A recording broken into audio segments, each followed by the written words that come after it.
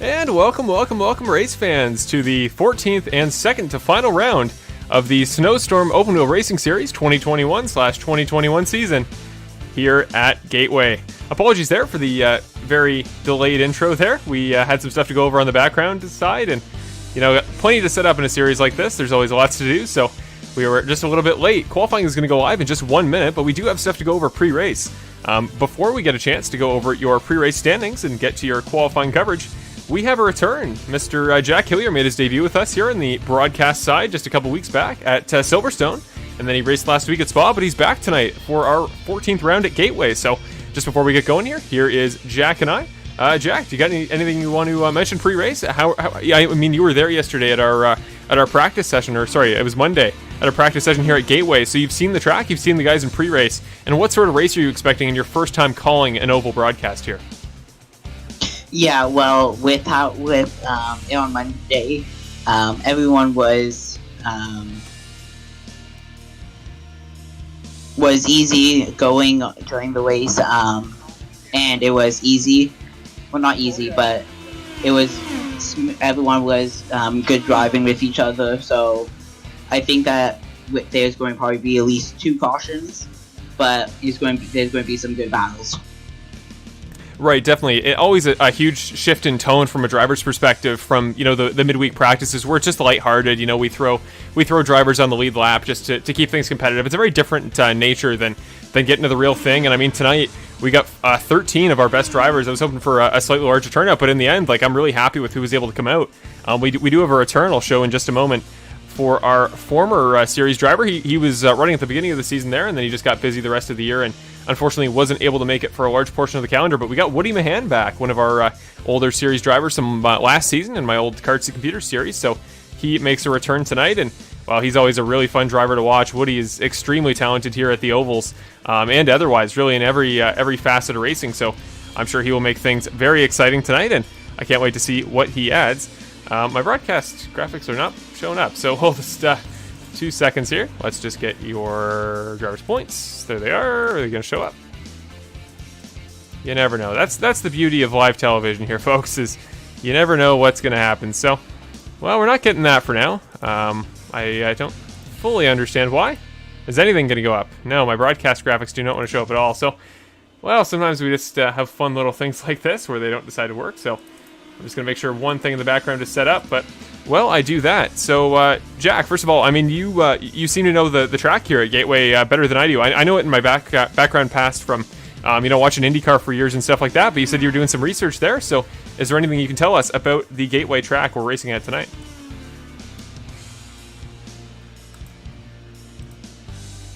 Yeah, Gateway was going to be sold to scrap, and now it's one of the most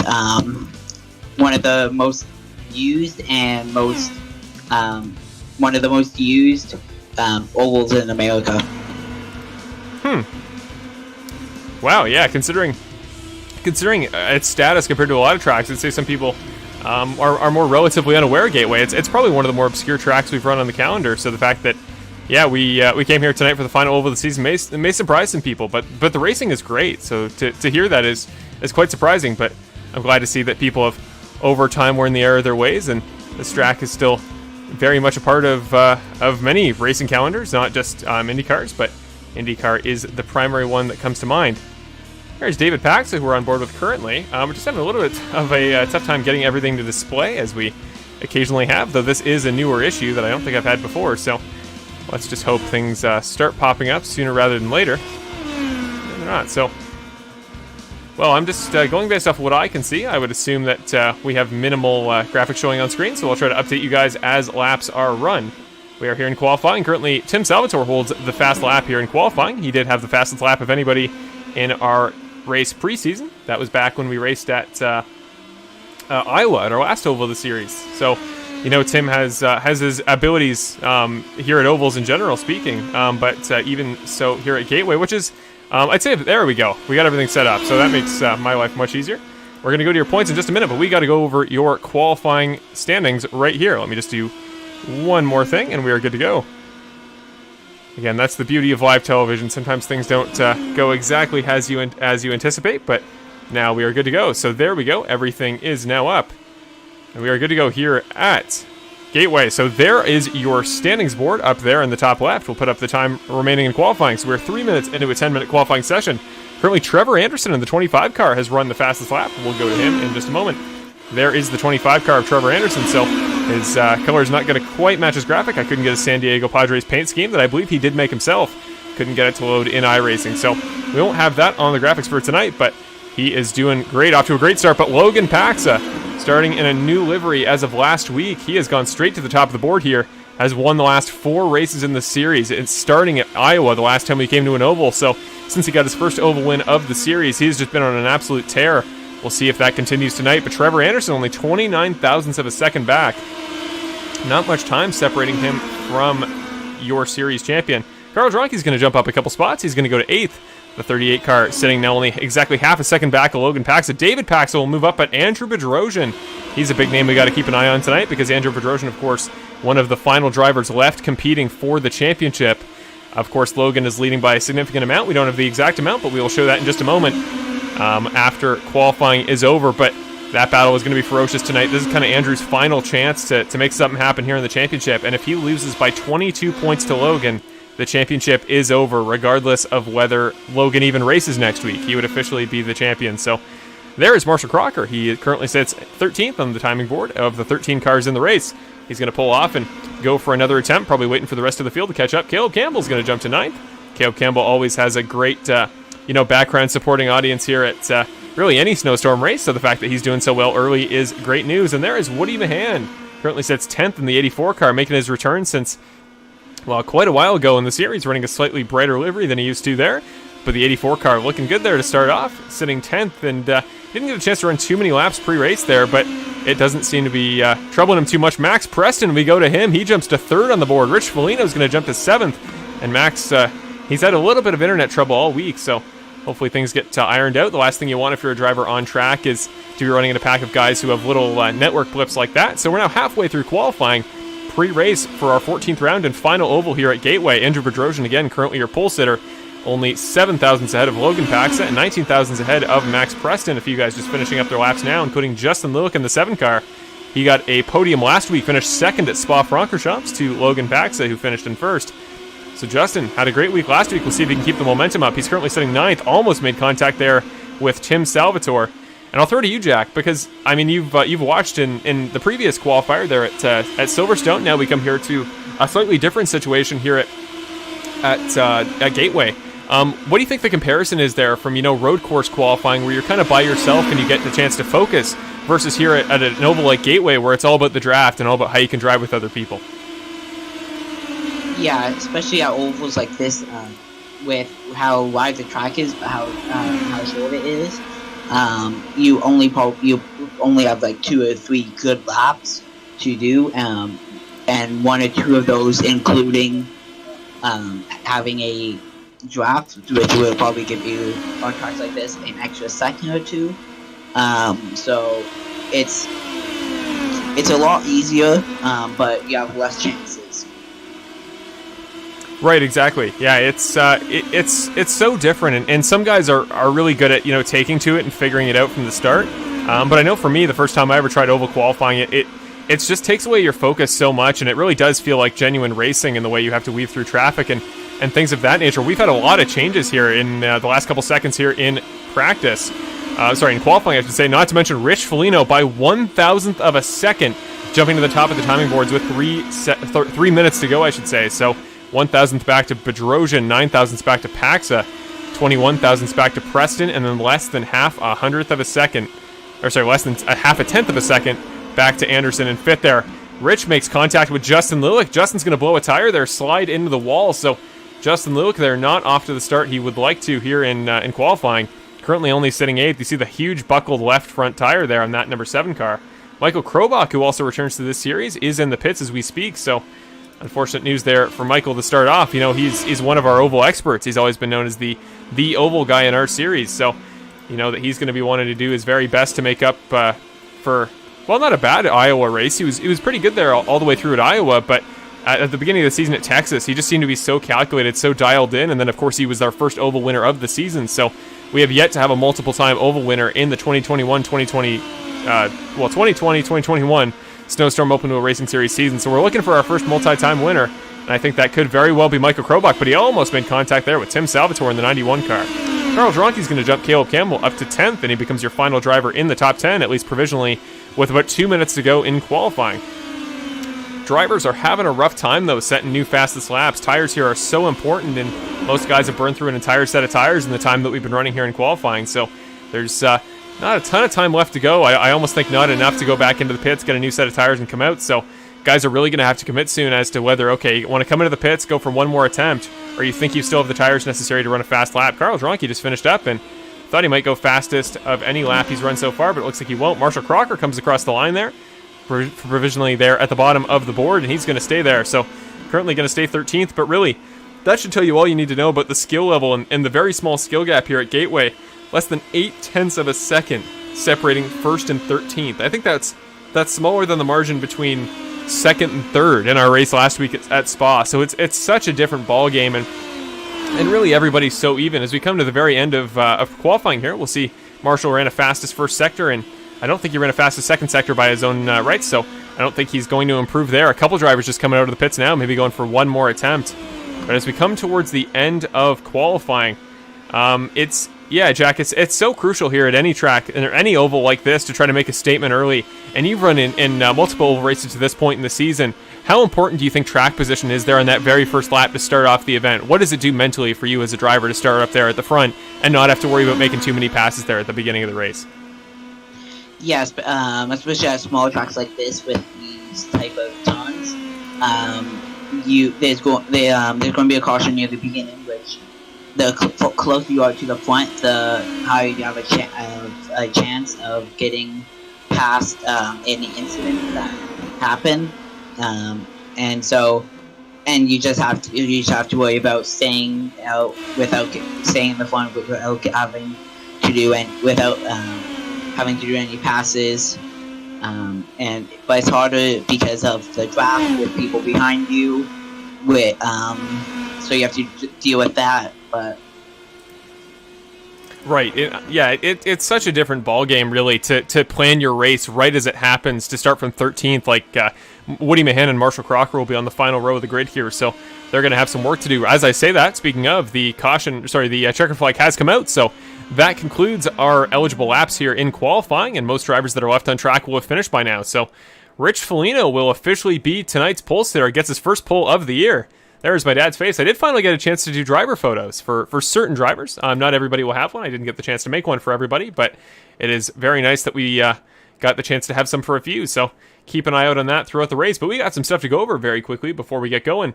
First of all, we got to go over your grid for tonight's race, starting with your pole sitter for the first time again this year. I believe it is his first time this season. Mr. Rich Foligno, tonight's pole sitter. So let's go over your starting lineup here at Gateway for round number 14 of the Snowstorm Open Wheel Racing Series here on March 26, 2021.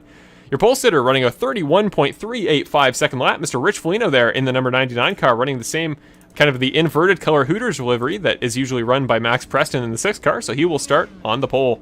To his outside on row number 1, Andrew Bedrosian battling his way for the championship here in these final two races. This is a crucial race for him in the championship. He cannot let Logan Paxa finish 22 points better than him tonight. That's about 6 or 7 spots. A crucial night for the number 5 car. Starting on the outside of row 1, only 1,000th of a second back. Logan Paxa, series champion, at least to this point in the year. Won the first season of the Carts to Computers Racing Series, so we know he can do it, and we know he's done it before. We'll see how he does at defending his, provisional championship here at this point in the season. Can he go for win number 2 this season at an oval, and win number 5 in a row? Max Preston to his outside, running the Arrows number 6 livery. He will start in 4th. Trevor Anderson rounds out the top 5 there, running the San Diego Padres number 25 car. To his outside, Mr. Tim Salvatore. And Michael Krobach, starting in the number 72 car, is on the inside of row number 4. And then David Paxa with in his usual livery, with only a 200th back, which is now where we start to lose time from each other. Then Carl Dronke, and then Caleb Campbell and Woody Mahan. Only 400 between everyone. Yeah, exactly. It's such a tight margin here at Gateway. And just to round it off, Mr. Marshall Crocker Sr., my very own father, will start at the tail of the field in 13th. Every driver in the field was able to run a lap in tonight's race, which is always good for qualifying standards. But now it is time to get going. We won't quite have the time to show you your championship results to this point, but just know that Andrew and Logan are battling there at the top of the grid. Logan has about an 80 to 90 point lead. I believe it's 98 points to be exact. So it'll be a big night here for Andrew. He's got a lot to make up in the championship, and tonight is going to be crucial for his hopes to take home the title. And again, if Logan can beat Andrew by 22 points, he will be your series champion.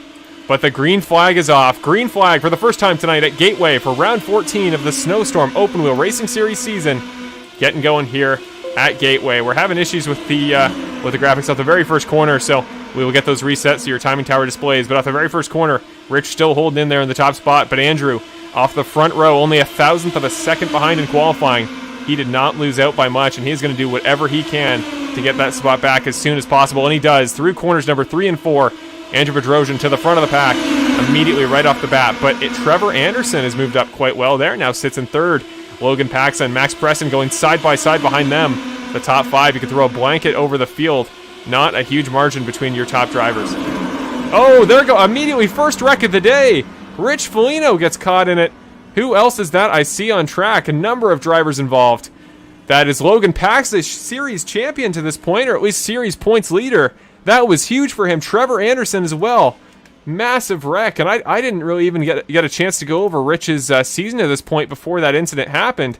I was just about to say he's had tons of bad luck throughout the season. It's kind of what his season's been known for. It's kind of what I think of when I think of Rich, which is really unfortunate because you never want that to be the first thing that comes up when you think of a driver, especially not one as talented as Foligno. So here he's coming at a 3 and 4.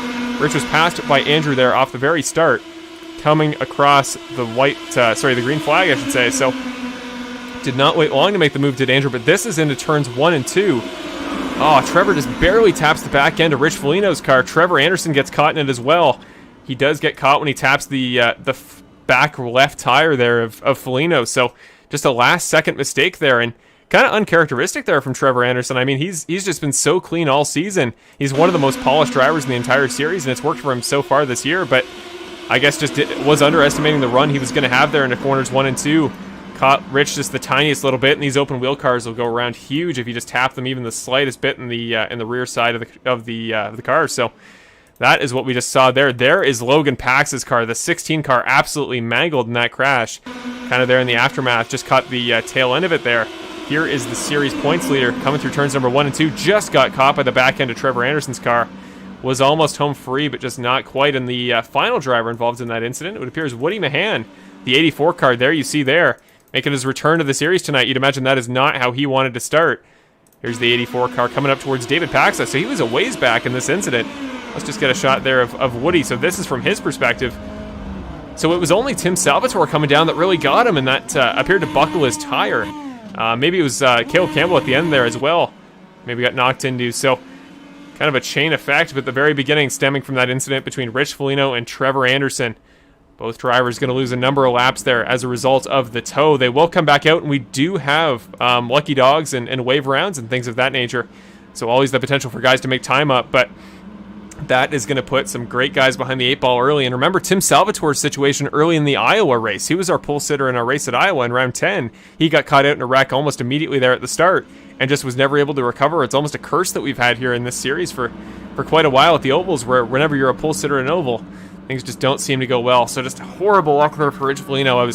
I've really been pulling for the guy for quite a while, because he comes out to so many practices. He runs such great times. He's so consistent in our practice races, and all it takes is the tiniest little mistake from any driver to be out as quick as that. So 4 huge names out at the very beginning of tonight's event here at Gateway. All 4 drivers involved in that wreck still in the pits, those being Foligno, Paxa, Anderson, and Mahan.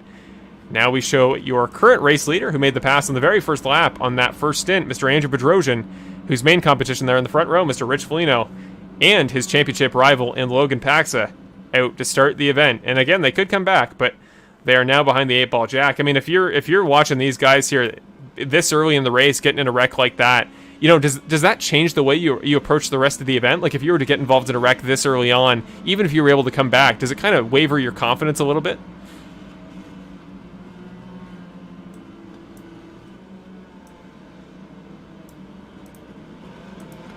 But yeah, especially especially with ovals like this. But with early, it just takes down your confidence when you get an early wreck. But depending on some tracks, like or some incidents, it could boost you to come back if you know you have a good chance of winning. But usually, it will take down your confidence, and. Well, let's certainly hope not. I really want to see those 4 guys get back through the field, and it'll make it a great feel-good story if they're able to make something out of it. But green flag for the second time in tonight's race, our first caution restart. Andrew Bedrosian took the field to green, and Max Preston got a great jump, but not quite good enough to take the lead at the very beginning. But caution comes out almost immediately once again. Who was involved this time? Oh, we accidentally moved that around a little bit. But a caution again, almost immediately, second of the race, so right off the bat. Caleb at the end of turn 2 just spun and awesome, thank you. Put on the apex. Perfect. Yeah, it takes a little bit sometimes if my telemetry doesn't instantly tell me, and there I wasn't sure what happened. So somebody will get a lap back under the lucky dog. That'll be Logan Pax, if I had to guess. And Logan was right in the background of this incident. What happened here to the 11 of Caleb Campbell, riding that Oreo entry, that number 11 car? Yeah, that was a really weird incident. It's not a traditional place to lose traction there. Normally in corner 2, grip is not an issue because there's so much banking there in 1 and 2 that it's easy to keep the car there on the bottom, and not one of those tracks where you're particularly struggling for grip through 1 and 2. So let's look one more time at what happened there to the 11 car of Caleb Campbell. That'll work great for the guys that are there at the back, need to make up some laps, who are 2 laps down apiece. So now Logan Paxa is only 1 lap down, and if another caution comes out, he will get that second lap back. So not bad news if you're a Logan Paxa fan. But here, one more time, is Caleb Campbell's situation. He got back up to speed, so not going to harm his race too significantly. But there is his spin. You see him sliding through the infield grass there out of corner number 2. Luckily, everybody behind was able to avoid, so a rather minor incident, but still one that iRacing warranted a caution for. So there's Caleb Campbell live. He is now back up to speed and good to go. So lap number 8, already 2 cautions to start off tonight's event. Really hoping that's not the start of a trend going forward. But for now, you see Logan Paxa in the background getting his lap back, or at least one of his 2. So your first lucky dog of the night is granted to your series points leader, Mr. Logan Paxa. And oh, sorry, I can go to you, Jack. Yeah, on Monday in the practice race, I had the same spin in the same spot.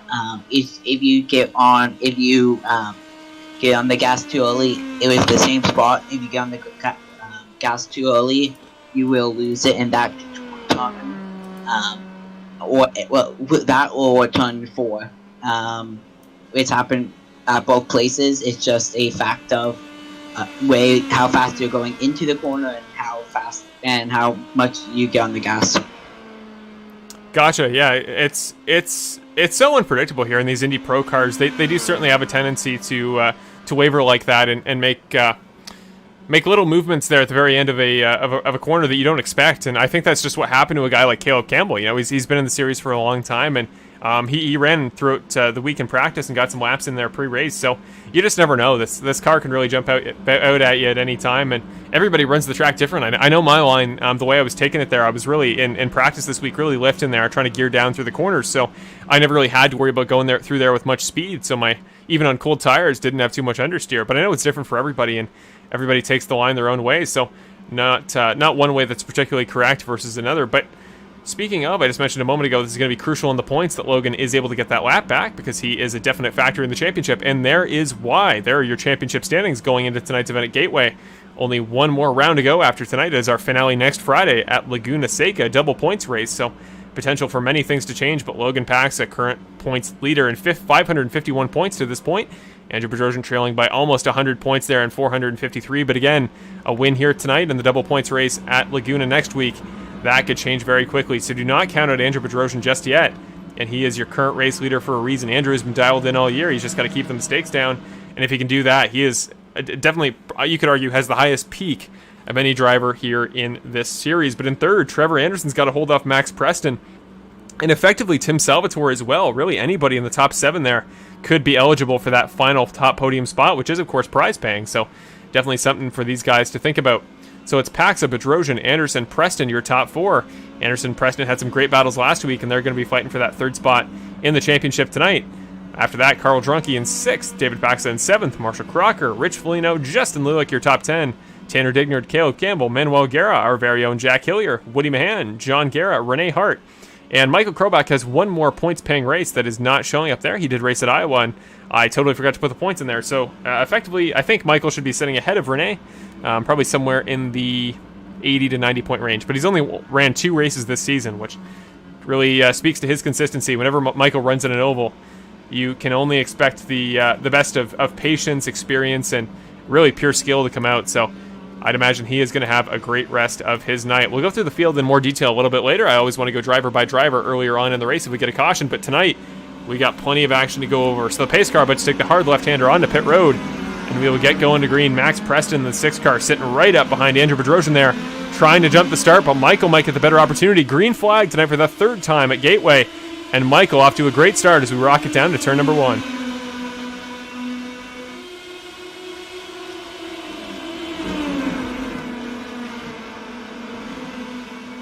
Returns number 1 and 2. Michael trying to take the high line there on Max Preston. Gets a great run there off the exit on cool tires. Impressive that he was able to keep the car that clean under braking. And he does so. He'll make the move on Max Preston. So Michael Krobach, the oval master himself, straight up into 2nd off of our 2nd caution restart of the night. Max Preston, very early on in the run. He always gets better as the runs go on. That's how we won the practice race last night. You got to keep an eye out on him, but things are not over yet. Marshall Crocker has come down pit road there. The number 15 car. I don't know if he took damage there under caution, but whatever it may be, he is coming in early, and he's got to make sure he loses as few laps as possible. Back up to the front of the field, though. This is Michael Krobach making the move on Andrew Bedrosian for the lead. Our 3rd different leader of the night, if he can hold the spot in across the start-finish line here, out into corner number 4. Out of corner number 4 he comes. Michael Krobach is going to lead a lap, become the 3rd driver tonight to do so, but Andrew Bedrosian right behind there as we come down towards turn numbers 1 and 2 for the 13th time in tonight's race.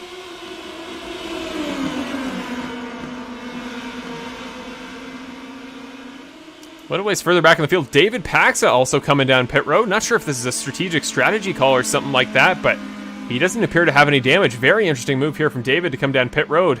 Logan gets gets 1 spot back as Marshall Crocker will go a lap down here on pit road. He now comes out of the pits. Don't know what happened there for the number 15 car. But the 16 car takes 1 spot, and he might get another depending on when David Paxa is able to make it out of the pits. So only 7 drivers now in the lead lap in the very early stages of tonight's race at Gateway. This stint is showing you just how much the draft can help you out, and how effective it is. Yeah. On a track like this. Absolutely. I mean, you see, Jack, the way that those cars are forming up single file here, even so early on in the run, and partially because it's the best for your lap times and the best to conserve fuel, because while you're running behind somebody else, the slipstream is taking off some of the weight off your engine. That way you don't have to worry nearly as much about pure horsepower. So there's that side of things, but also the more clean guys stay and the more they get into a single file line, kind of sends a message to the other drivers to say, okay, I don't have any big plans here at the early parts of this race. Let's just keep it clean and try to back it down and make sure we all come to the finish line, or at least get to about the 60 lap mark without too much incident. And then once you get to the halfway point, I'd imagine things are going to change. Here's Andrew Bedrosian now trying to lap Marshall Crocker, put him 2 laps down. Marshall would become one of 4 drivers in tonight's race that are, including Woody Mahan, Trevor Anderson, and Rich Foligno, all 2 laps down apiece.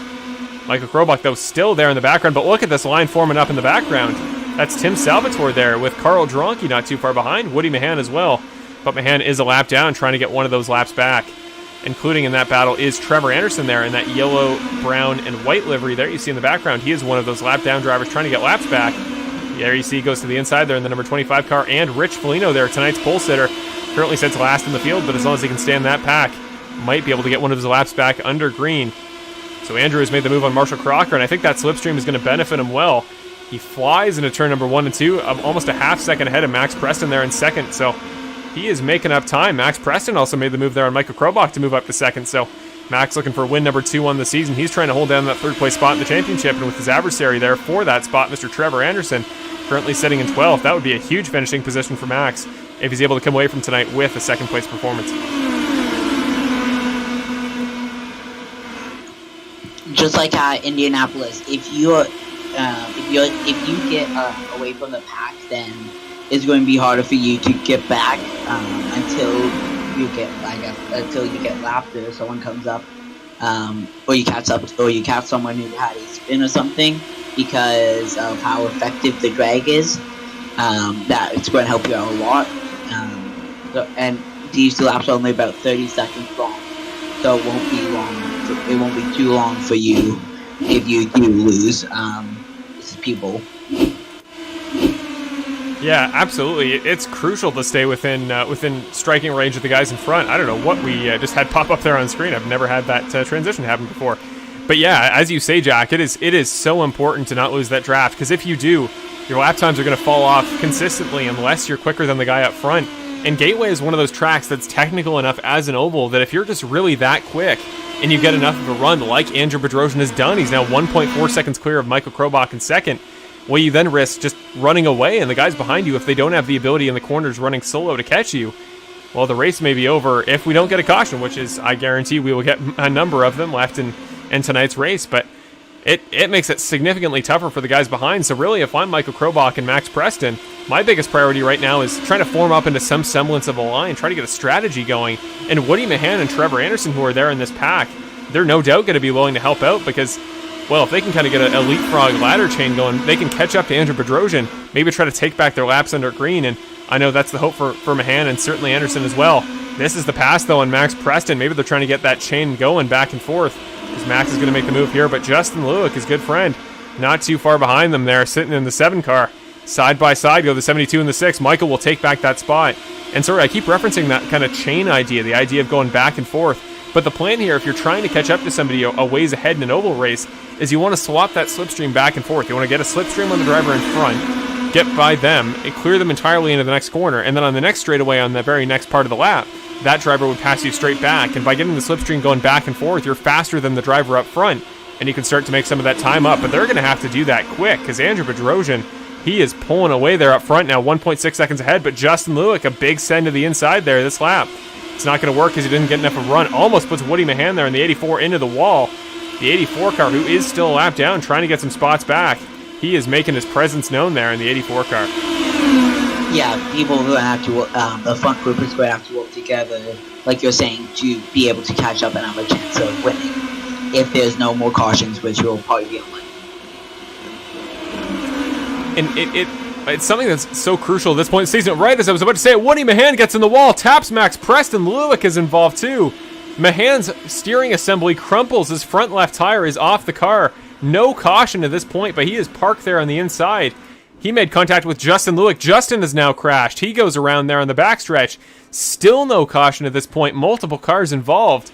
iRacing not calling a caution at this point. This is nuts by iRacing standards. There is the yellow flag finally. So yellow flag number 3 of the night. And it comes on a very delayed caution there from Justin Lewick and Woody Mahan. Such a weird little scenario we saw there. We'll go back to the replay there, and I think if I saw it correctly, it all started with a slight contact between Justin Lewick and Max Preston. Or sorry, Woody Mahan and Max Preston, I should say. So let's go to... We got to go live. So this is from Justin Lewick's perspective. So here's Justin coming off of turn number 4. We got up his photo there on the bottom left. So this is him chasing down Mahan. That's Mahan in the gray car on the outside. That's Preston in the orange car on the inside. You see the two of them. Preston gets a little bit of push off the corner, kind of taps the curb, gets up into Mahan. Mahan bounces off the wall. He catches Lewick. And it looks like Lewick might be okay, but you see there, he's having trouble getting up a gear. The guys are going by him, and then all of a sudden, there goes that back left tire, and the car goes around on him. Let's get one more angle on that just so we can better see what happened there between Mahan and Preston. But I think, yeah, it was just the 6 car of Max Preston kind of had that push up the track. And I don't mean push as in like he got pushed by another car. I mean, the car just didn't quite have the downforce and the tire grip to keep there on the bottom. So it started to slide up. Max just didn't quite slow down enough for the corner and just barely caught that right side, the left side of Woody Mahan's car, put him in the wall. And Max Preston, incredibly enough, still up to speed. He kept going, though. I guarantee he'll have to use a quick repair, but Woody Mahan did have to go back to the pits. You see the number 84 car there parked on the inside of the track. So here is Woody Mahan in the pits as we speak, missing both of the front, left, and right wheels. Himself and Justin Lewick both in the pits now. Lewick in the pits for the first time tonight, I believe. I don't believe he was involved in that incident earlier. So a huge crucial change in the race tonight. And that means that Logan Paxa there, who did get involved in that first incident, went 2 laps down, but as a result of 2 lucky dogs, he is back on the lead lap. Your championship contender and current championship points leader is back in contention for the race win. And like what happened with Justin, you can't do anything, and you just see it coming, and you have to wait for it. Yeah, it's you can really in open wheel racing, especially at ovals that are so tight like Gateway can be in parts. It's so crucial to know, to be aware of your surroundings, and certainly to have room to an incident in front, because we even saw it a little bit earlier. You remember, I think it was Trevor Anderson's car that spun around and caught another car. I'm trying to remember who it was. But yeah, these cars can react in so many different ways there on a crash, and it's so tough to stay out of the way of an incident like that. So Justin Lewick, who I know has plenty of awareness, definitely, you'd imagine would have seen that incident, but sometimes you don't always have that time to do something about it, or you don't know where to go. And it really just does become a game of chance there. It's iRacing, and really racing in general, can be luck oriented sometimes, and it's an unfortunate aspect of the sport, because as it is a sport, we like it to be all about, driver ability, driver skills and stuff like that, but sometimes it really just does come down to guessing at where you need to go in any given crash to avoid it. And that time, unfortunately, Justin just gambled wrong, and as a result, he is going to have some pit time to make up for. And Woody Mahan, getting involved in his second wreck of the night, is going to go a number of laps down early in the race, and if we get enough cautions, might be able to make up that time, but it is going to require a few. Here's Tim Salvatore, one of the only drivers to pit in this to this point in tonight's race. He comes out of the pits there in the number 91 car. Will have the freshest tires of anybody on the lead lap, and is going to pull ahead of the lucky dog driver, Mr. Logan Paxa. Back up to the front of the field, though. Lights still on the pace car, and we have a moment to go before the race starts. So let me just pull up the map of tonight's track here at Gateway, aka I haven't called it this to this point in the race, but it is known as Worldwide Technology Raceway. That is the official name you see there in the top left. And there is tonight's track, 1.25 miles here in Madison, Illinois. And it is, as you can see by the shape, a very unique configuration. It does have a perfectly straight front stretch, which is, well, for the shape of the track, it's really interesting the way they show it, because usually if you have a track like this, the whole track is perfectly symmetrical, and it's kind of angled in the way you look at it. But if you look at it here, it just looks like the track is not parallel. It just looks like it's a very different size. And corners 1 and 2, much more banked than the third and fourth corners, but they are much tighter, meaning you do have to brake more and you do have to downshift more than you do in corners number 3 and 4. Jack, you said you had a couple more facts about the track tonight, so if you want to mention one, I'm curious to know, because Gateway is such a mysterious track to both myself and a lot of other people. Yeah, the first major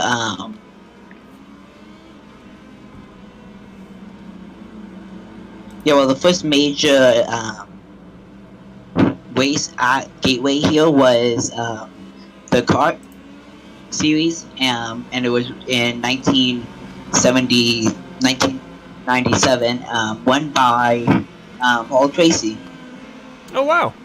That's pretty cool. Yeah, kart, for those of you that may not know, kart, kind of the early iteration, or one of the early iterations of IndyCar racing, in the original split between multiple series that then formed into what we know as the IndyCar Series, and the IndyCar Series does race at Gateway to this day. So Canadian Paul Tracy, the first driver ever to win here. We'll see if a Canadian is able to win it tonight.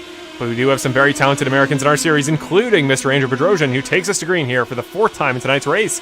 And he gets off to a great start. Max Preston drops back about 6/10 there off the very start. So Max does have some time to make up, though. In the background, Carl Dronke, a guy who we haven't talked about much in tonight's race. He's kind of been silent to this point in the first 30 laps of the event. But again, keep in mind, one of our 3 oval winners to this point in the race. He won our race in round number 7 at Indianapolis. That was a double points race, so that win was crucial to his championship hopes. And he is off to a good start in tonight's race. Currently sits 3rd provisionally at this point in the event, ahead of our self-proclaimed, at least by myself, oval master, Mr. Michael Krobach. So I guess it's not really self-proclaimed at all, but he won enough oval races in the old Karts and Computer Series that I still consider him that to this day. Justin Lewick and Woody Mahan still in the pits to this point, but we have on-track battling to get to, and Logan Paxa, will keep an eye on him as well, because he is back on the lead lap, though as a result of where he had to start there on the line, he has fallen significantly far back in the field. You see there on the track map in the top right, he is well back of his father, David Paxa, who sits there in 8th, the lap down, who I'd imagine is trying to get his lap back. Then once David's got his lap back, it would be the next car there 2 laps down, currently Trevor Anderson, who would become the next eligible Lucky Dog driver.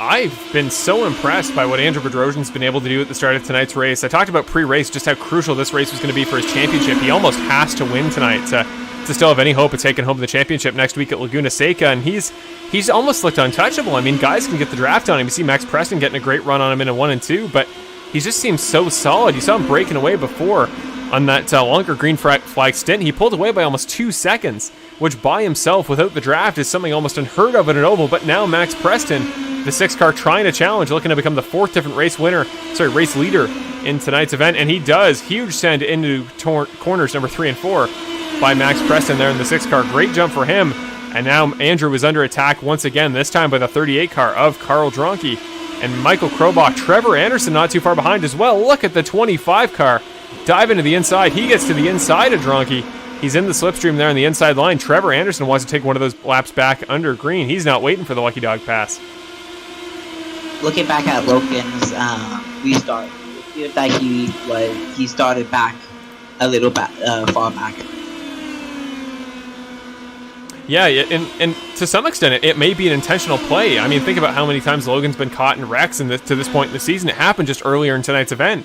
Sometimes it's just the best plan to bank on a caution before he's able to get lapped, which reasonably would take a while. So he's got plenty of time. Might just be a strategy call, and I know his father David has done it in the past, so maybe it's a Paxa family tradition too at ovals. Try to keep it a little bit safe there at the beginning.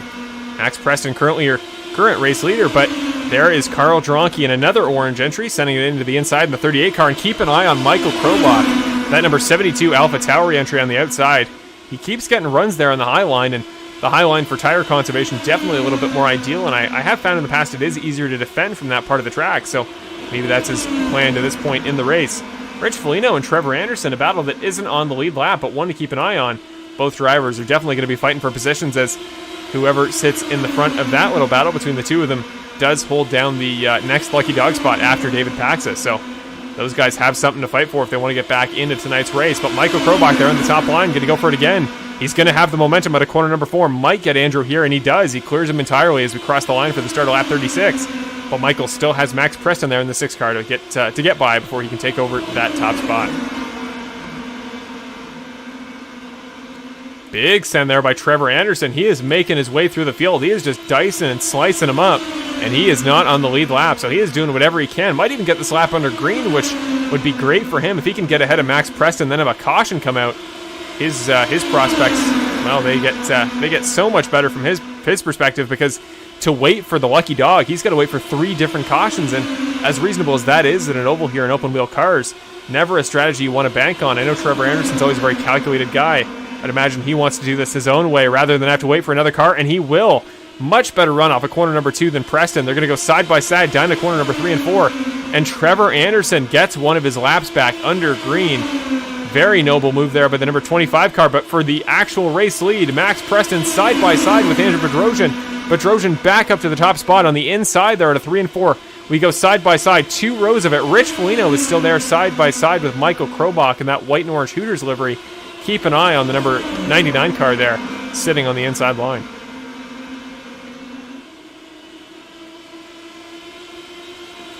Andrew Bedrosian kind of gets shuffled out there and through corner number 2.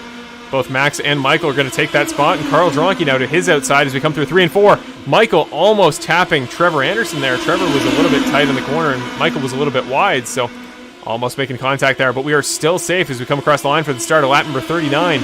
Trevor back 2 laps down. He has been passed by Max Preston, and now Andrew Bedrosian as we head into turns number 1 and 2. Andrew does such good entries there on the inside line, and if he's been making up that time on the outside line, as I think he has been saving some of his tires, he is going to have more grip from that inside line as we go on in the stint.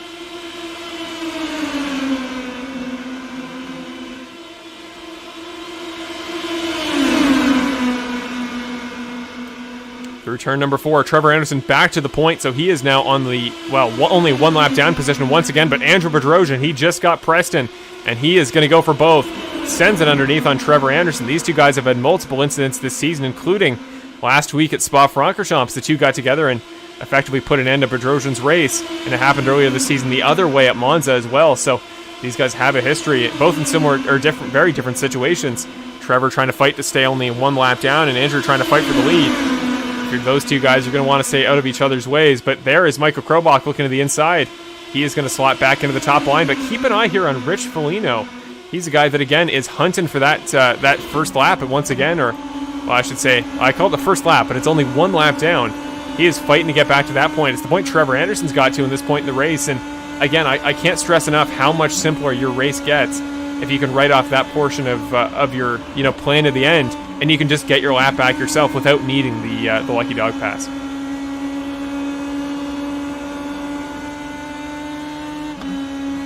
Still on board here with Rich Foligno as we come across the line for the start of lap number 42. See up there up front is the battle for, well, essentially the lead, but in reality, again, Trevor Anderson, you see there in that white, yellow, and brown car in the 25, he is not fighting for position. He doesn't really care about how this battle turns out. He just wants to be ahead of it. But Michael Krobach there in the 72 car, again, looking for his 2nd win of the season. Won our first oval at Texas, trying to win our last one at Gateway. He is still very much in this battle, but Andrew is going to take the spot here as we cross the line. And Rich has got somebody to his outside. He is battling side by side, I think, with Caleb Campbell, maybe. No, that is Michael Krobach who dropped back a little bit on that lap. So positions are ever changing here, Jack, and that's something we're finding out more and more over the course of tonight's race. Yeah, just showing you how effective and how much of a requirement it is to have the draft. It's really interesting, and one thing that I think is so great about this series and how it tests the drivers is we see Trevor Anderson back to the inside, down into 1 and 2. He is still trying to hold on to that lead lap spot. But it's so interesting that in this series, you got to have a mix of pure pace at the road courses by yourself when we do tracks like last week at Spa or 2 weeks ago at Silverstone. And then you got to come out to the ovals and be able to run in a group with other people and be able to trust your fellow drivers and run in the slipstream, and just such a crucial element of this series. So you have to really balance both to be our champion. And that's something that Andrew has done all throughout the season, and he'd be a very worthy champion. It's just when it comes to really getting that top spot and fighting out of that 2nd place position, it's where he struggled, and that's where Logan has been so quick, as Logan always has that next gear that he can bump it up to take race wins. Of course, Logan's got 9 to this point in the season. Andrew just 1. But you can argue with a lot of races that would have been Andrew's race to win if it were not for a particular incident. So if you're a fan of the number 5 car, really all you got to hope for is that he stays up front and doesn't necessarily need to hold down this top spot all race. I mean, the bonus point for most laps led would be awesome for him. But again, you really just want him to stay out of those wrecks. You want him to stay out of trouble like guys like Trevor Anderson and Rich Foligno found themselves in at the beginning of the race. Yeah, like you're saying, you have to be able to trust each other on ovals like this, where drivers are only not far back from each other's bumper. And especially in the corners. Here we go, side by side as we cross the line for the start of lap number 47. Trevor Anderson, again, I'm really impressed with how aggressive he's being at this point in the race, because again, if he gets in another wreck at this point, he's going to go maybe 3-4 laps down, only have, no quick repairs left, and his race is virtually over by that point. So he's taken the risk. I think it's calculated, because as we're seeing, it might be really unrealistic to get 3 more cautions, because we've been impressively green flagged throughout this portion of the race at least. So I wouldn't bank on that many cautions, and in that respect, if you're Trevor Anderson, you got to make the big moves, and he is doing it. Trevor Anderson doing whatever he can to take those spots. Let's look behind your current race leader, Mr. Andrew Bedrosian, and really, this has just become a 2-horse race here between Trevor and Andrew. Guys like Max Preston, Michael Krobach haven't made that pass for the lead spot, and to be frank, a couple of minutes. So Andrew was just kind of dominated from this point, but Max Preston looking on the inside. He's going to be in the draft on his rival for that 3rd place spot in the championship, Mr. Trevor Anderson, who's still trying to hold on to that lap he is now taken from Andrew Bedrosian.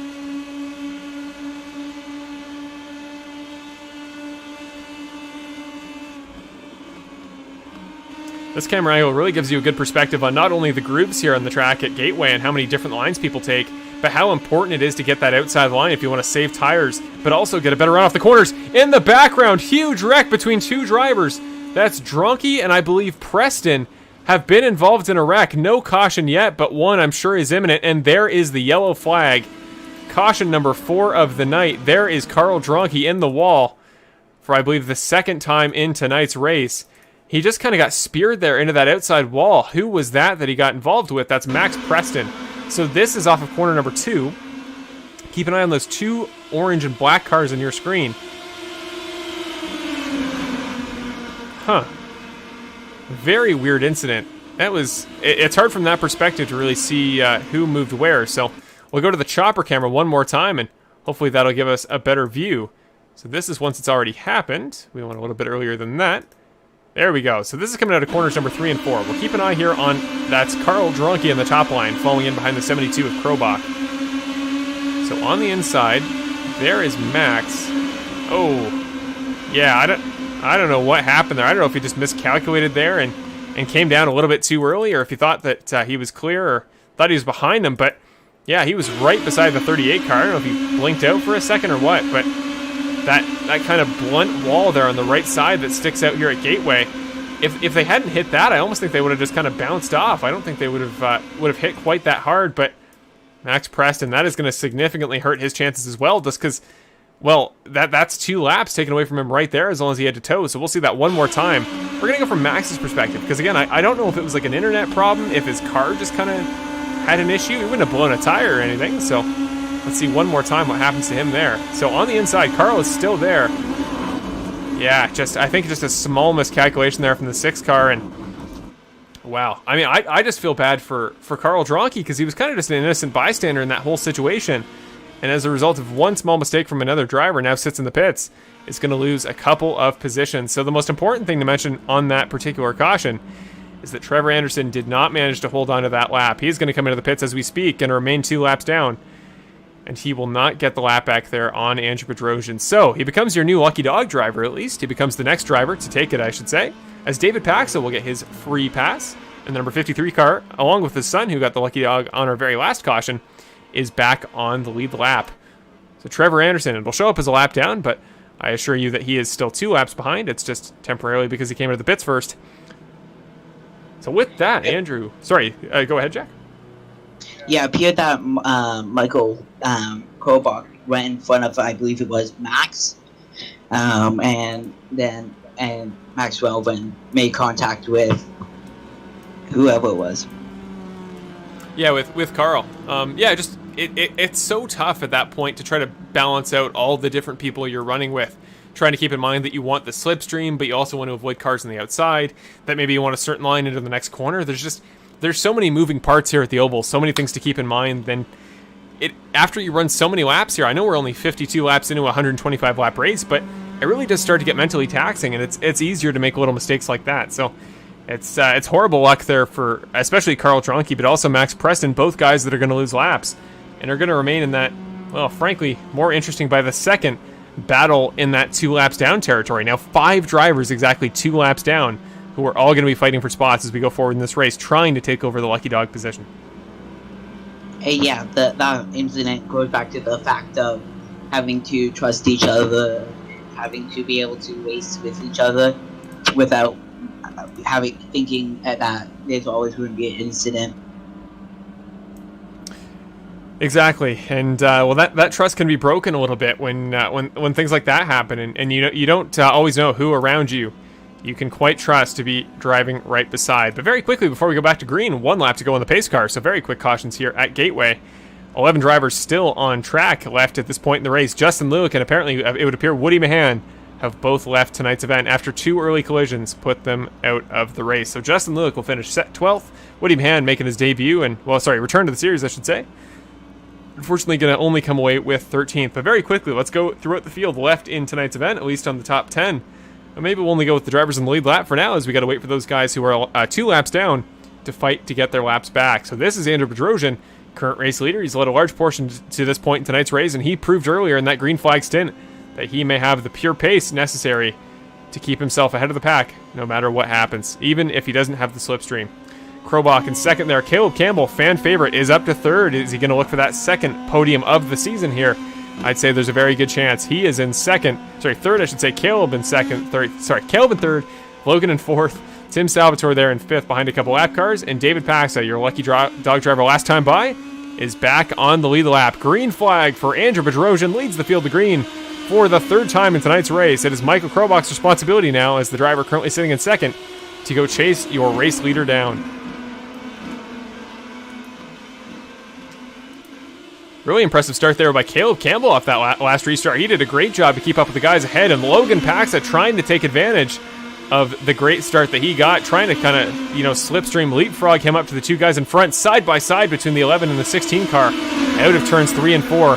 Caleb Campbell, you remember there earlier in the season at Iowa, he was leading on the final restart before Logan Paxa was able to take over that spot from him late in the race and go on to win. It's going to happen again tonight, but you never know. This could be the night that Caleb gets that one back on him and goes for that position himself, and maybe later in the race. Don't mean to jinx anything, as I have a habit to do, especially when it comes to Caleb, but you never know. This could be a big night for the number 11 car. Back up at the front, though, this battle between Bedrosian and Krobach is reforming again, and this time they've got a little bit more breathing room to work with. This front pack hasn't formed up nearly as much as it did there on that last stint, so if you're Bedrosian and Krobach, at least a little bit less to think about. You can kind of focus more so on your dynamic between the two of you rather than on the larger pack, including drivers that are a lap down. Speaking of drivers that are a lap down, this is Rich Foligno here battling with Caleb Campbell now. Behind him is Max Preston, also 2 laps down, and Trevor Anderson. So those 3 drivers sitting behind Caleb, all trying to get their laps back, just the same way Trevor was attempting to do. And as long as Caleb can stay in the draft and stay in the slipstream train of those guys in front, I like his chances significantly. So Logan Paxa has formed back into that battle in front. I don't know why they think his timing position is different. There we go, it reset at the line. So the battle is now a 3-horse race there up front between Bedrosian, Krobach, and Paxa. Your top 3 in last year's Karts to Computers series, they've all formed up once again, and have all had very different seasons to this point, but they are all up front here in a race at Gateway. Michael Krobach goes to the inside. He's going to look down the inside and try to become your 4th different race leader of the night. And Logan Paxa took him a long road to get here. I bet Andrew thought he was kind of out of the woods there once Logan got involved in that early wreck, but your series points leader always finds a way back, and he is going to be the kind of the guy in the catbird seat here, waiting for something to happen here between Bedrosian and Krobach. Or maybe he feels like, well, trying to put his championship on ice, set in stone that he is the Snowstorm Open Wheel Racing Series champion. He might try to take that spot right now under green from Bedrosian and Krobach.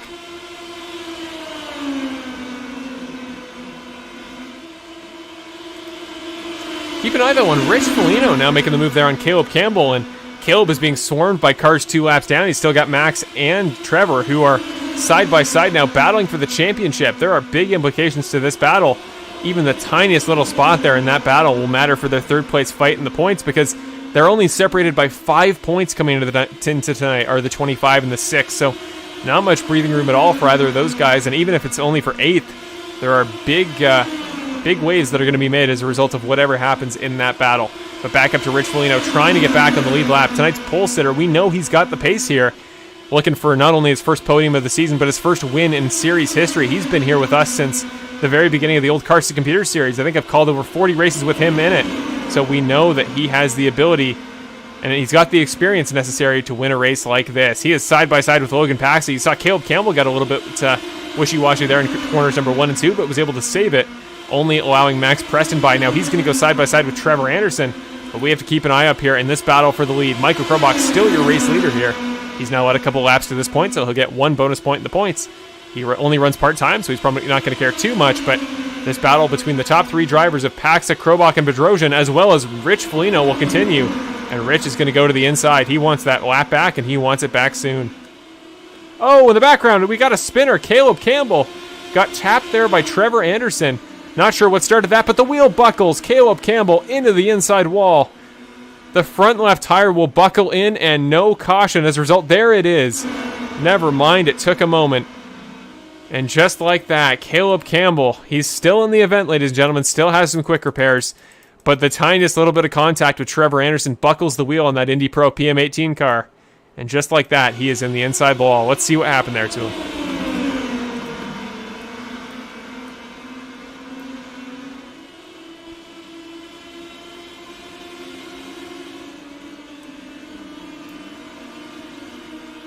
Wow, I mean, it was such small contact there. We'll watch it from a chopper perspective, because it always gives us a better idea of what happens in terms of car positioning. Trevor Anderson has made it back to the pits, did not appear to need to tow, so he will take his final quick repair of the race, and the 25 car will stay in the event. But here is coming up to corner number 1 and 2. That's Preston on the top. That's Anderson there in that brown, white, and yellow entry in the background. Caleb got a little bit loose in the middle of the corner, lost a little bit of speed, and almost nowhere for Trevor Anderson to go there. As a result, the two get together, and you see that front left tire just kind of caves in on itself, and, well, it makes the car borderline impossible to drive, as Caleb Campbell unfortunately had to find out.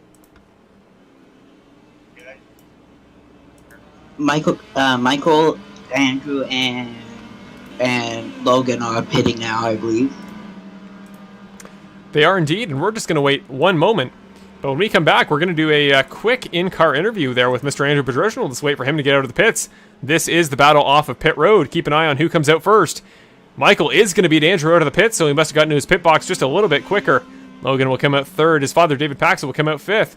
But the only driver not to pit there under that cycle was Tim Salvatore, and he will keep his race lead. But that means that both Max Preston and Carl Dronke are going to get a wave around here under caution, so there is a lap back for both of those gentlemen, as well as Rich Foligno, who is your lucky dog driver. So some guys there involved in an early wreck are making up some time. But we have a driver to go to. I'm going to do a very quick interview in-car here with Mr. Andrew Bedrosian. Let's pull him into the in-car booth for the first time all season.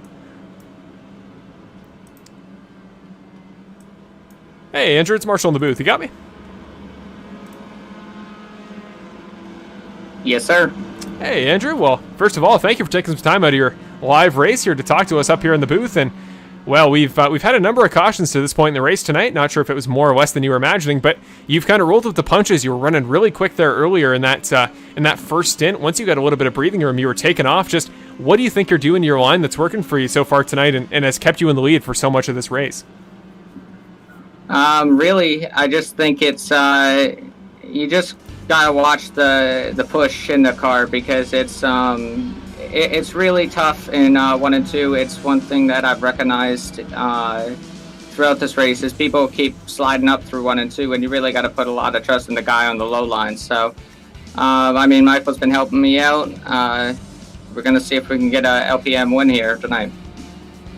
Yeah, that's what I like to hear. There's always a very good chance. You and Michael have been borderline untouchable there up at the front. You guys have looked comfortable, but we got to ask, as we look at this camera angle, you got your championship contender there, the guy you're fighting with, as you have been all season, Mr. Logan Pax, is sitting right behind you in fourth.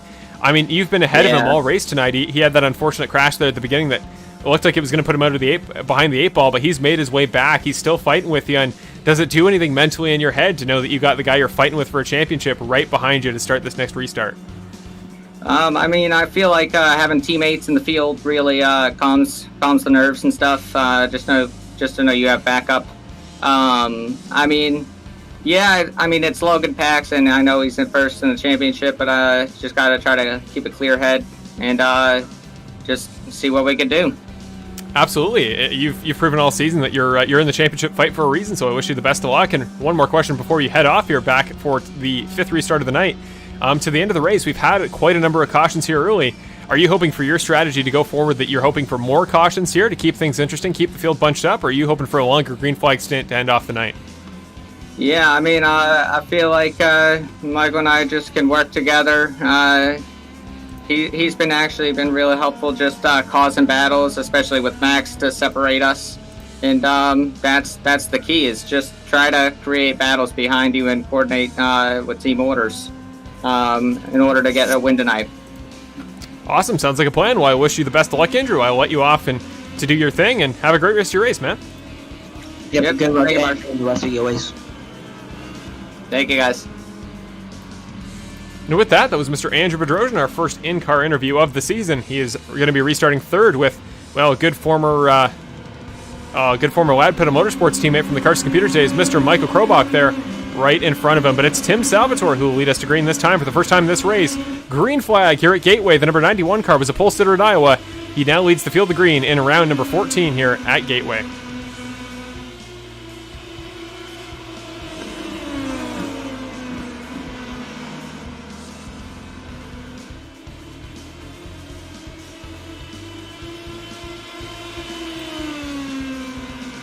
Tim Salvatore looking nice and comfortable there up front in the very first lap. Got a pretty great jump there on Michael Krobach, who again experienced oval driver. So he is not going to back down, but there is the battle in the championship between Andrew Bedrosian and Logan Paxa. And really, the two different forces. We just talked to Andrew. He's been so quick all season, but I think he's a much more volatile commodity here in this series. He has some great races, but occasionally can just make the tiniest little mistakes that don't always work out in his favor. Whereas Logan Paxa, not always quicker in qualifying, but is a little bit more foolproof. And I'll ask you, Jack, as we wait for this battle to form up here in the top 5.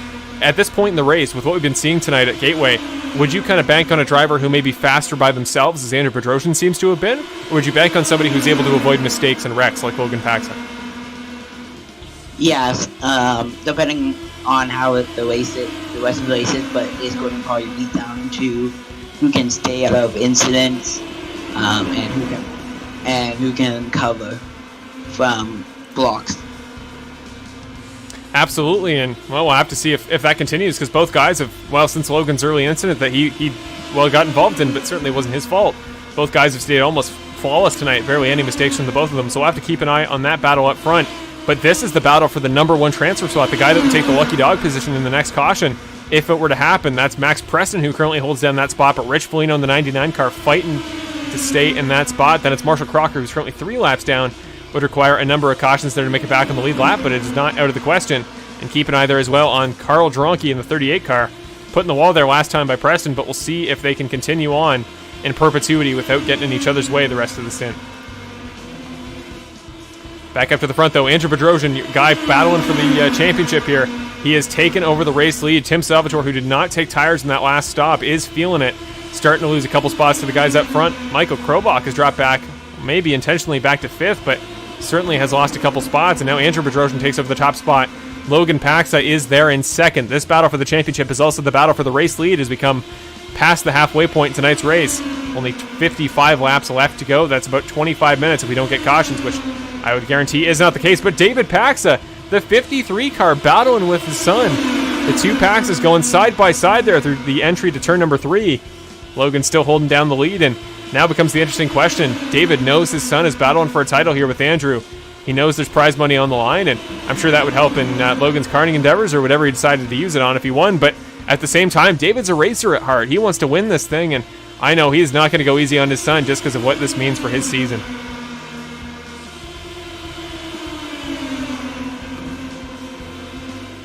I mean, Andrew talked about just a moment ago in his interview that he's got Michael Krobach out there. The two have raced together quite a while here in this series and otherwise here at the Oval, so they know each other quite well. It feels like having a teammate, but there's not much of an on-track bond more powerful than a father and son, so you got to wonder, are David Paxa and Logan going to be scheming something up here, trying to coordinate something to either put Logan there in that top spot, keep David in the fight for his first win of the year, or any combination of those things. Tim Salvatore as well, though his tires may be falling off, still in the battle up there in the top 5.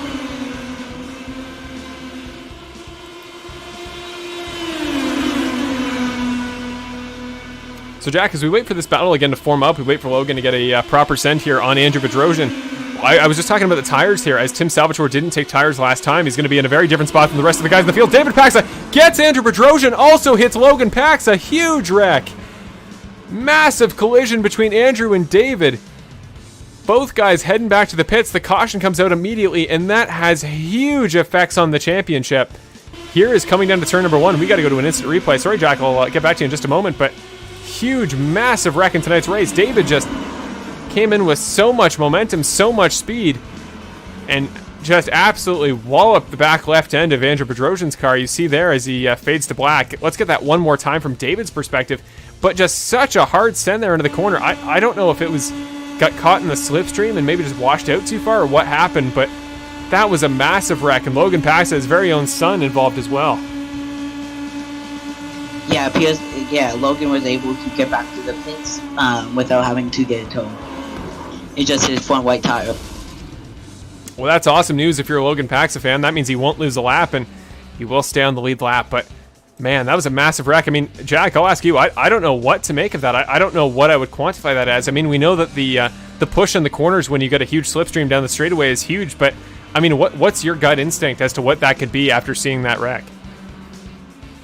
Especially, like you were saying, with the slipstream, I think he got caught in the slipstream, and going into the corner too fast in the slipstream and wasn't able to do anything about it. from what I've seen in the replay. Yeah, I'd say that's probably a fair guesstimate, and man, it's just we've had so many wrecks like that tonight. It feels like every one is more impactful than the next, and in that case, that's no doubt going to affect the race going forward. It's now Tim Salvatore becomes the race leader once again, and Michael Krobach as well, sitting behind Trevor Anderson, and then it's Logan Paxa, who was just in the wreck, the next driver after that. So many moving pieces here tonight, and very few guys left in the lead lap. We're going to have 4 as we go to green next time by, because Max Preston in the number 6 car has got the wave around, so it took him a long journey back, getting involved in multiple wrecks to this point, but Max Preston, after lots of battling, is back on the lead lap. And keep an eye now on Rich Foligno, who is still going to have to battle with Carl Dronke there, the 2 guys who are a lap down. But if we get one more caution here in the last 50 to go, your pole sitter tonight, Mr. Rich Foligno, would be back on the lead lap. So I often like to keep it, you got to keep it nonpartisan here in broadcasting. That's one of the main one-on-ones. You can't show, partialness to a certain driver, but I'm going to be honest, with how long Rich Foligno's been in this series, how just great of a guy he is. He's so great to talk to. He loves racing, and he puts so much time into practice every week. He's just had some truly terrible circumstances that he finds himself in that, again, not a fault of his own, nothing he can really do in most situations. It's just he finds himself in the worst places somehow every week, but he's talented, and he's come so close, and he does so great in our practices, and you just think, okay, maybe this is the one. And then sometimes it just doesn't work out for him. And this week he got the pole in tonight's race, and I don't know. I think if he can get that one lap back and he can be one of the 5 drivers left on the lead lap, things could come to Rich Foligno tonight, and he could finally get that win that he's been looking for 3 seasons in the various series that I've hosted. Yeah, I think that Rich, like you were saying, got on the incident near the beginning of the race, and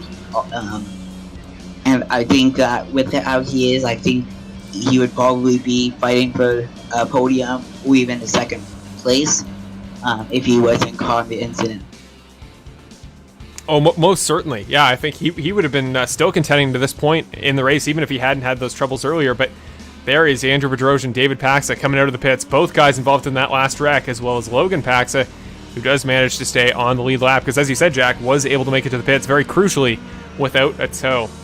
Tim Salvatore will lead us to the next green flag, and then it'll be Michael Krobach and Trevor Anderson, who is a lap down. But we're going to take a very quick break. We haven't taken one all race to this point, so we're going to take a very quick one as the lights on the pace car wait to come off. And we will be back for the start of the next green flag period here at Gateway for round number 14 of the Snowstorm Open Wheel Racing Series season at Worldwide Technology Raceway, aka Gateway.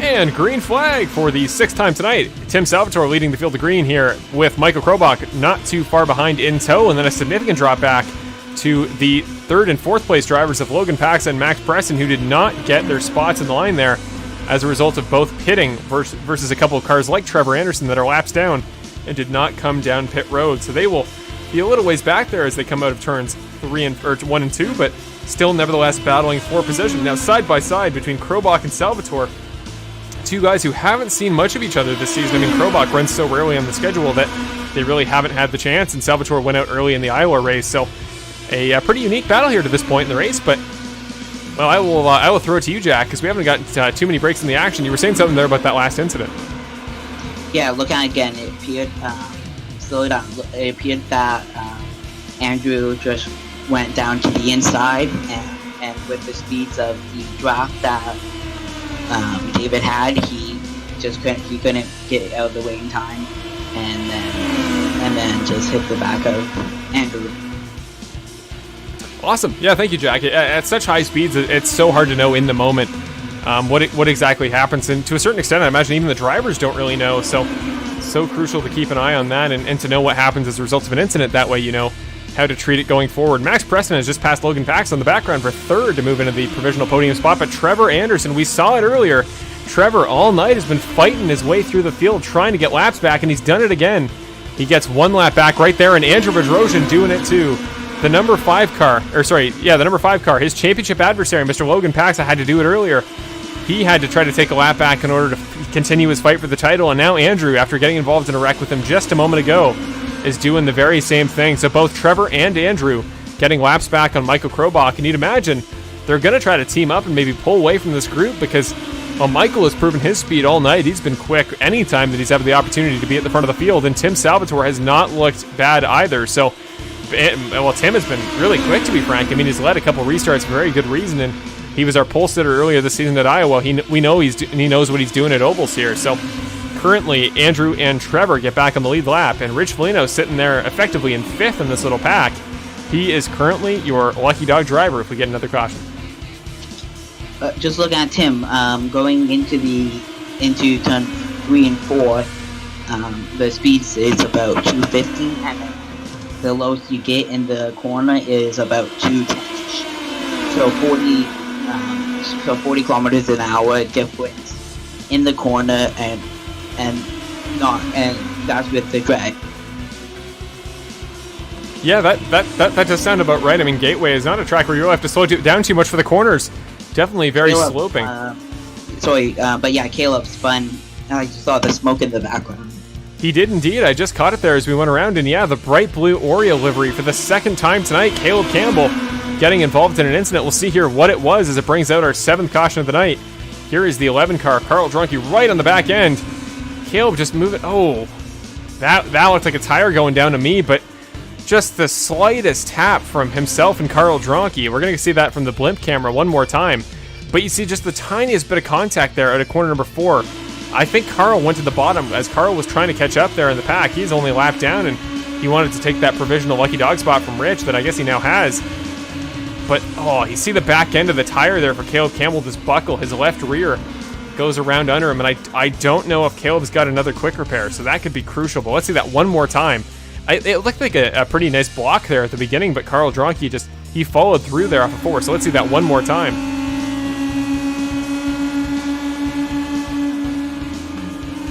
Yeah, Caleb as Carl went underneath, he kind of moved down in his line, and you could tell Carl really just wasn't expecting to have somebody there. So another kind of slight on-track miscalculation, and just like that, Caleb Campbell in the 11 car, the fan favorite Oreo entry, stranded there on the run down to turn number 1. So horrible luck there for Caleb Campbell. This horrible news for him, and well, I think Carl kept going. I don't think he ended up losing any ground. There he is in line. So Carl will stay in the contention. Now you're a provisional lucky dog driver, and that is because Rich Foligno, race pole sitter, is back on the lead lap. Will take up the 5th spot in the line, and he's still going to be quite a ways back there in the pack because he's going to have lap cars ahead of him.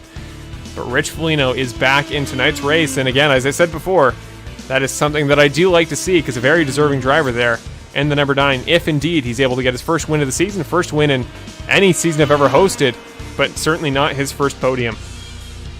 Yeah, looking at it slowed down, it appeared that they made contact that Caleb's rear left tire was touched, and then the suspension kind of just broke and turned him around.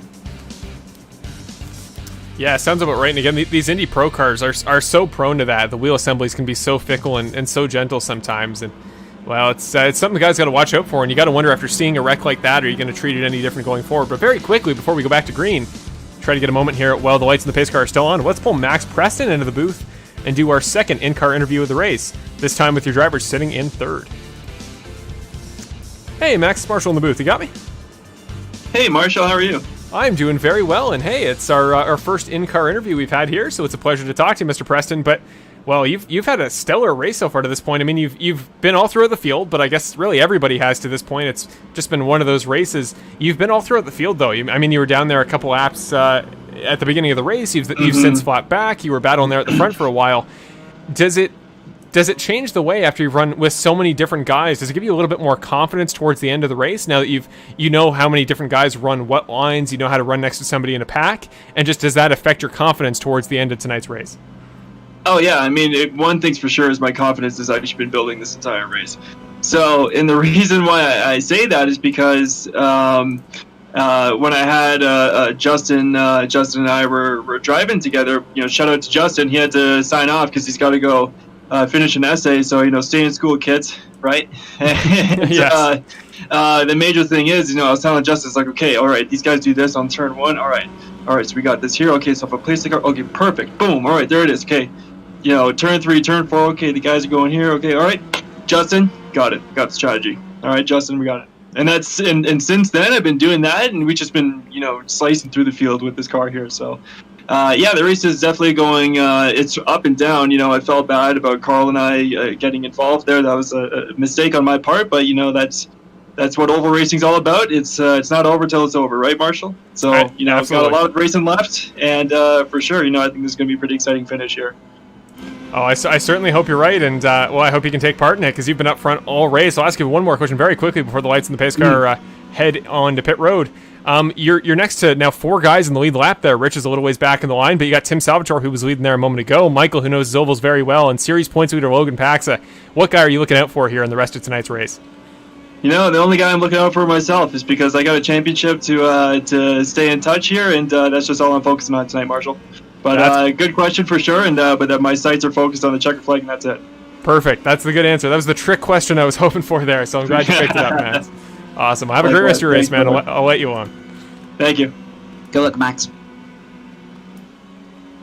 So there we go. Max Preston getting set to go for his, I think 7th restart of the race. Now back on the lead lap, and this is the best track position he's had in quite a while. Green flag comes out. Michael Krobach, very early jump, as both himself and Andrew have been doing all night, but green flag for the 8th time tonight here at Gateway on the start of lap number 88.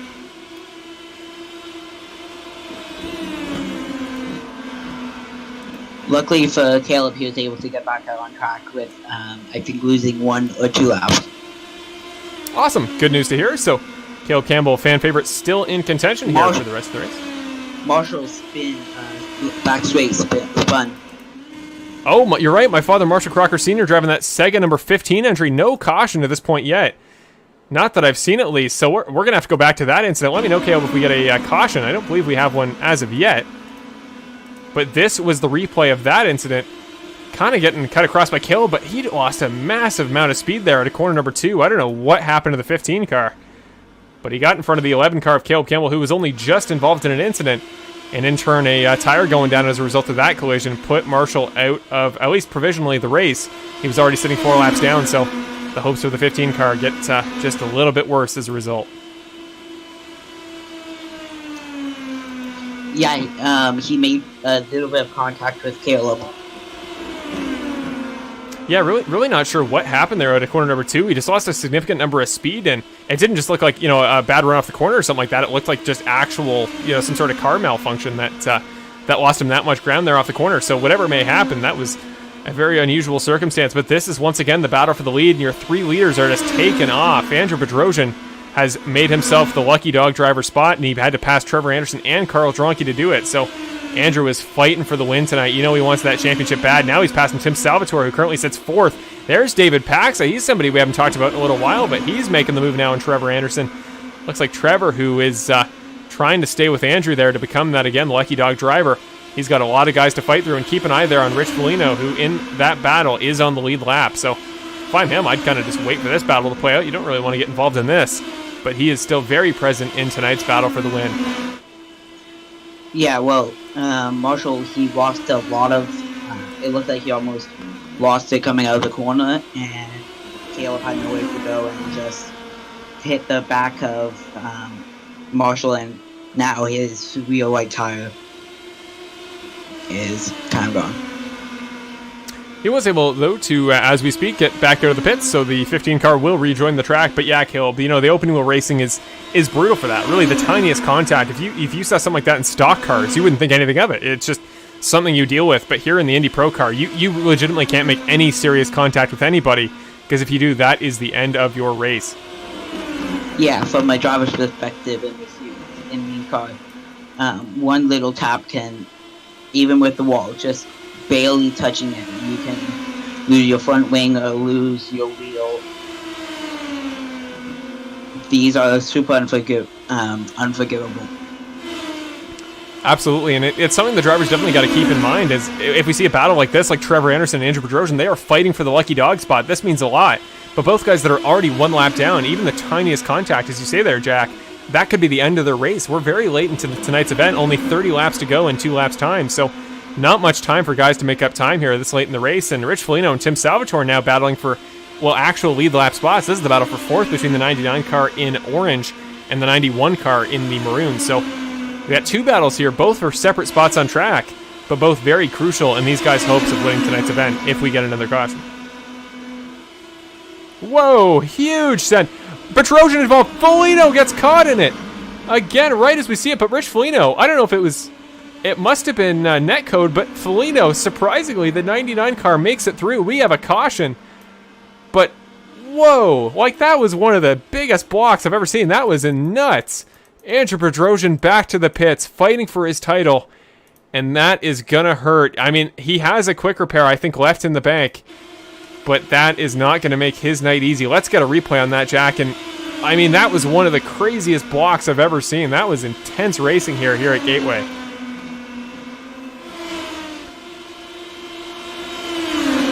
This is coming out of corner number 4. Andrew is the car in the lead there. Trevor tries to go underneath and just... Andrew gave him nowhere to go. Rich Foligno, I think, avoided it because, look, he doesn't have any damage in the aftermath. It showed like for a moment his car just exploded into flames, but he appears to be okay. But let's see that one more time because, again, Trevor, he got in the slipstream, went to go underneath.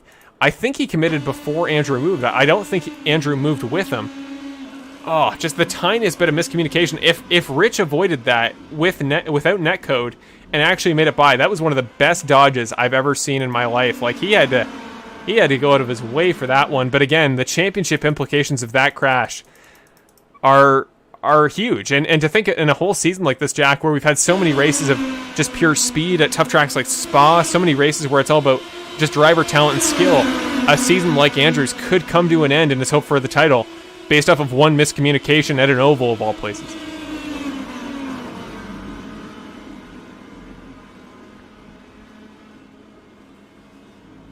Well, there is the 5 car back into the pits. We see him live, and he is going to lose a couple of laps. And now, well, I think he's going to come out maybe ahead of Caleb Campbell, but certainly behind David Paxa. He is going to need a couple of cautions. Otherwise, he's just got to bank on really good race strategy and ability to take laps back under green. That's all he's got going for him. So if Andrew Bedrosian is able, as you see, he comes out of the pits, if Andrew is able to take away tonight's win, I'm saying it now, that would be the most impressive win, not only that I've ever seen Andrew have on iRacing, but probably the most impressive of any series I've ever broadcasted. That would be a gargantuan effort. So again, he's not out of the race yet. He's not, I don't think, far back enough that with the bonus points he has, that Logan would clinch the championship tonight if he were to stay where he is. I think Logan pretty much has to win, and Andrew's got to drop a spot.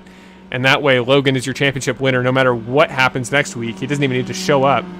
But that is not the case yet. So we still have a championship battle. It's just, man, it looks a lot tougher there for Andrew. But what is interesting is if, again, I don't want to wish, or well, certainly not wish things into existence. I don't want to jinx things into existence. But if Logan were to have similar troubles and go back to a spot where Andrew is, Max Preston, who's 3rd in points, would I think still be maybe in contention. I think if he got enough points, he might be to the point where you can't mathematically count him out of being in contention for the title in our season finale at Laguna. Again, it's very much of a long shot. But here in the Snowstorm Open Wheel Racing Series, Jack, we've learned all season, nothing's really over till it's over. Yeah, and with that, with Andrew, that's the 3rd time this race where these girls have shown how fragile they are, because that's the 3rd time where there's been contact with a wheel tire, and it's a little bit of contact with the wheel tire, and it's this suspension has completely snapped. Exactly. There's just no room for error here in these cars, and yeah, you just got to make sure at all costs you don't make contact with somebody else, and it's something that you got to think about as a driver. Patience is more than just waiting to make a big move for a race lead or a win. It's also about patience to put your car in dangerous spots. And I mean, Andrew, it was a big send there to try to block there on the inside in that last lap. And I mean, if it had paid off, he would have held that spot a little bit longer, and that was crucial for him to come away with the win tonight. But in the end, it was just the tiniest miscommunication. Trevor wanted to go there as soon as Andrew decided to drop down, and in the end, we come away with a wreck. So there's no room for error in these cars, and I think it's what makes this series so entertaining, at least for me personally, because as much as you never want to see it, you never want to see a wreck like that.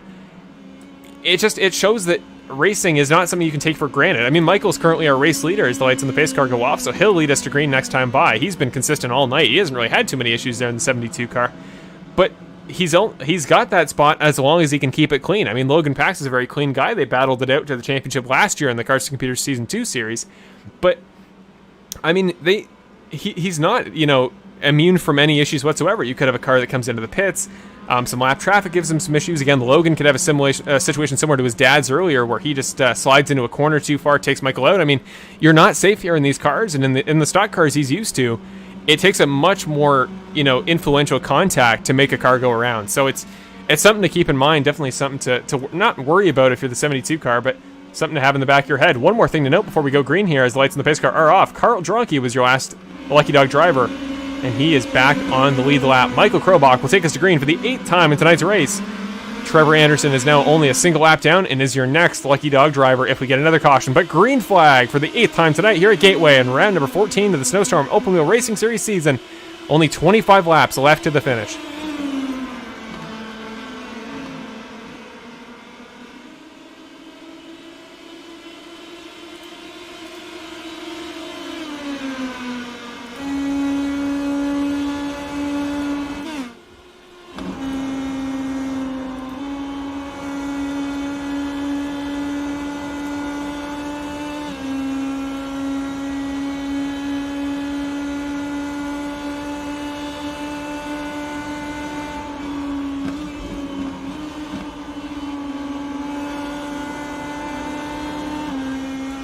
Through turn number 2, Logan Pax in the 16 car, not giving Michael Krobach any room, really trying to keep that car nice and close to Michael through the corners, and it's a strategy that I think is beneficial if you want to make the pass right here at the start of the stint, but we've seen driving in close quarters how risky it can be to try to get that close to a car through a corner where, depending on your tire grip, it's not assumed that you'll make it through that corner. I mean, it's so tough to just keep the car on track here at Gateway by yourself, let alone stay in a certain spot in the line. Carl Dronke had to pit there that last time by, and as a result, he will lose the lap that he just gained under Lucky Dog conditions. So Trevor Anderson still in that Lucky Dog spot and would become the next driver to utilize it if we get another caution.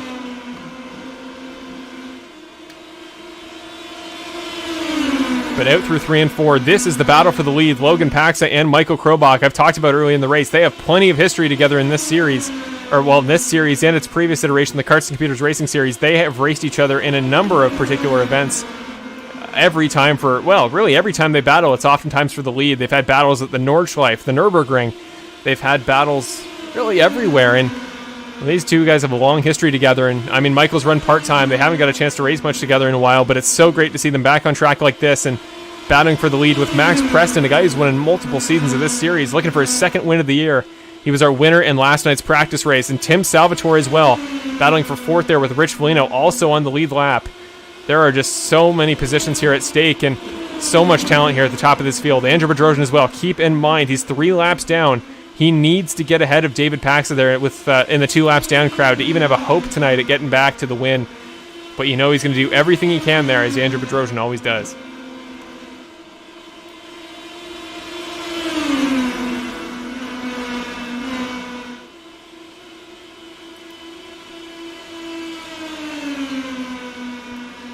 Down the front stretch we go once again. Only 20 laps to go as we come around next time by. I want to keep an eye here on these two drivers back here in particular. This is Rich Foligno and Tim Salvatore battling it out for 4th. Both guys not provisionally in a podium position. Tim Salvatore's got 3 podiums to this point in the season, taking ones at Mosport, Silverstone, and I don't remember the third race, but he's had his fair share of podiums this season. Rich Foligno has had multiple fourth places, including one at Oulton Park, but he hasn't taken a win this season. He's had some great practice races. He's won a few, but he has never taken a podium in the Snowstorm Open Wheel Racing Series season. Is today the day? But to do it, he's got to make up some ground here to Tim Salvatore. Now 20 laps officially to go as we come through turns number 3 and 4. Michael Krobach still leading Logan Paxa. And eventually, after long enough, you wonder, is this intentional from Logan's part? I mean, we've seen all night, Jack, that with a slipstream, you can really make passes to your heart's content whenever you want to. And Andrew seems to be the one doing it, not these guys battling for the lead.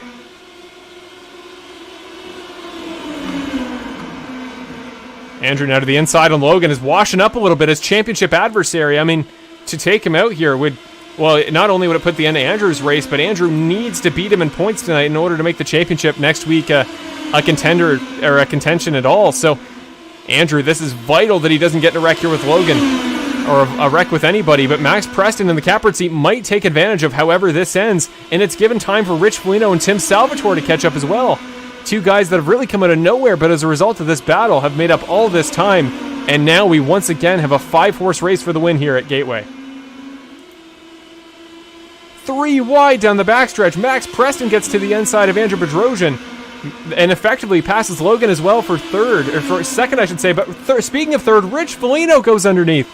Rich Foligno looking for his first podium of the season after getting wiped out at the very beginning of the race. In the first caution, your pole sitter is back into the top 3, and he is fighting forward. Andrew Bedrosian, we talked about before, and he talked about in his interview, that connection he has with Michael Krobach that may mean they work together tonight. This is a moment where that would be crucial. Almost coming together is the 6 of Preston and the 5 of Bedrosian, but they avoid each other. But Rich Foligno, again, he is in a very crucial spot here in tonight's race, and he is just hoping more than anything else that Michael Krobach does not get too far ahead.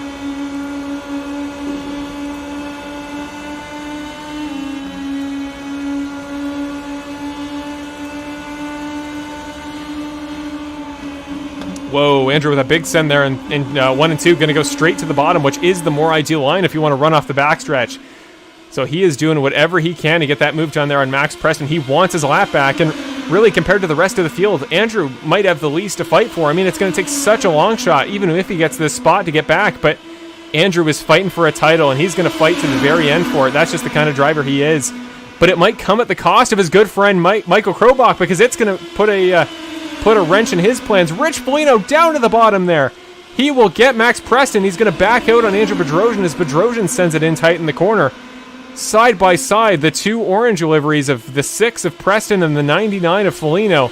They are fighting hard for that second spot, and again, I just hope that this battle doesn't, put the chances of catching Michael Krobach out to pasture, because they need to keep together. They need to work together to make sure that Michael, who is an oval, like I call him the oval master for a reason. He's so talented at ovals. He has such great pace, and he does it so consistently. So if you let him get away, it may put an end to your night. And maybe that's Andrew's plan. Maybe Andrew just wants to serve as a pick, just get in the way of these guys to try to hold out for his good friend Michael Krobach, which I certainly hope isn't the case. I hope Andrew's fighting for his own championship aspirations, but I don't think Max is one of those guys that's going to let that happen. With only 13 to go next time by, he is going to want to get by as quick as he can. Rich Foligno to the bottom. Foligno right behind Bedrosian, side by side once again for third, and keep an eye on Logan Paxa trying to lock up the championship tonight. This would go a long way towards those efforts, but he is not quite done yet.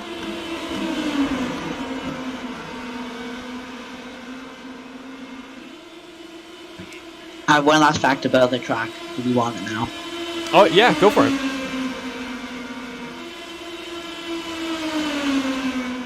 Gateway has 200 acres of land. It's the largest outdoor entertainment facility, including a quarter-mile drag strip, the 1 1/4 oval track, 1.6-mile road course, a world-class karting facility, and a new fan pavilion to increase its presence in the world of motorsports. Awesome, yeah, truly an incredible facility here at Gateway. You see it in the real life IndyCar broadcast, and it is certainly worthy of the racing that happens here. Because look at this battle again for second. it is not over. But what I talked about, Jack, my biggest fear was that with these guys getting caught up with Andrew, who again, it really isn't fighting for much here at this point in the race, they are letting Michael Krobach slip away. Michael Krobach in the 72 car is taken off there up front, but Rich Foligno, he had a great send to the inside the last lap, and he's going to try it again. The 99 car fighting for his first win of the season. He needs to get by Andrew quick, and he has just done so.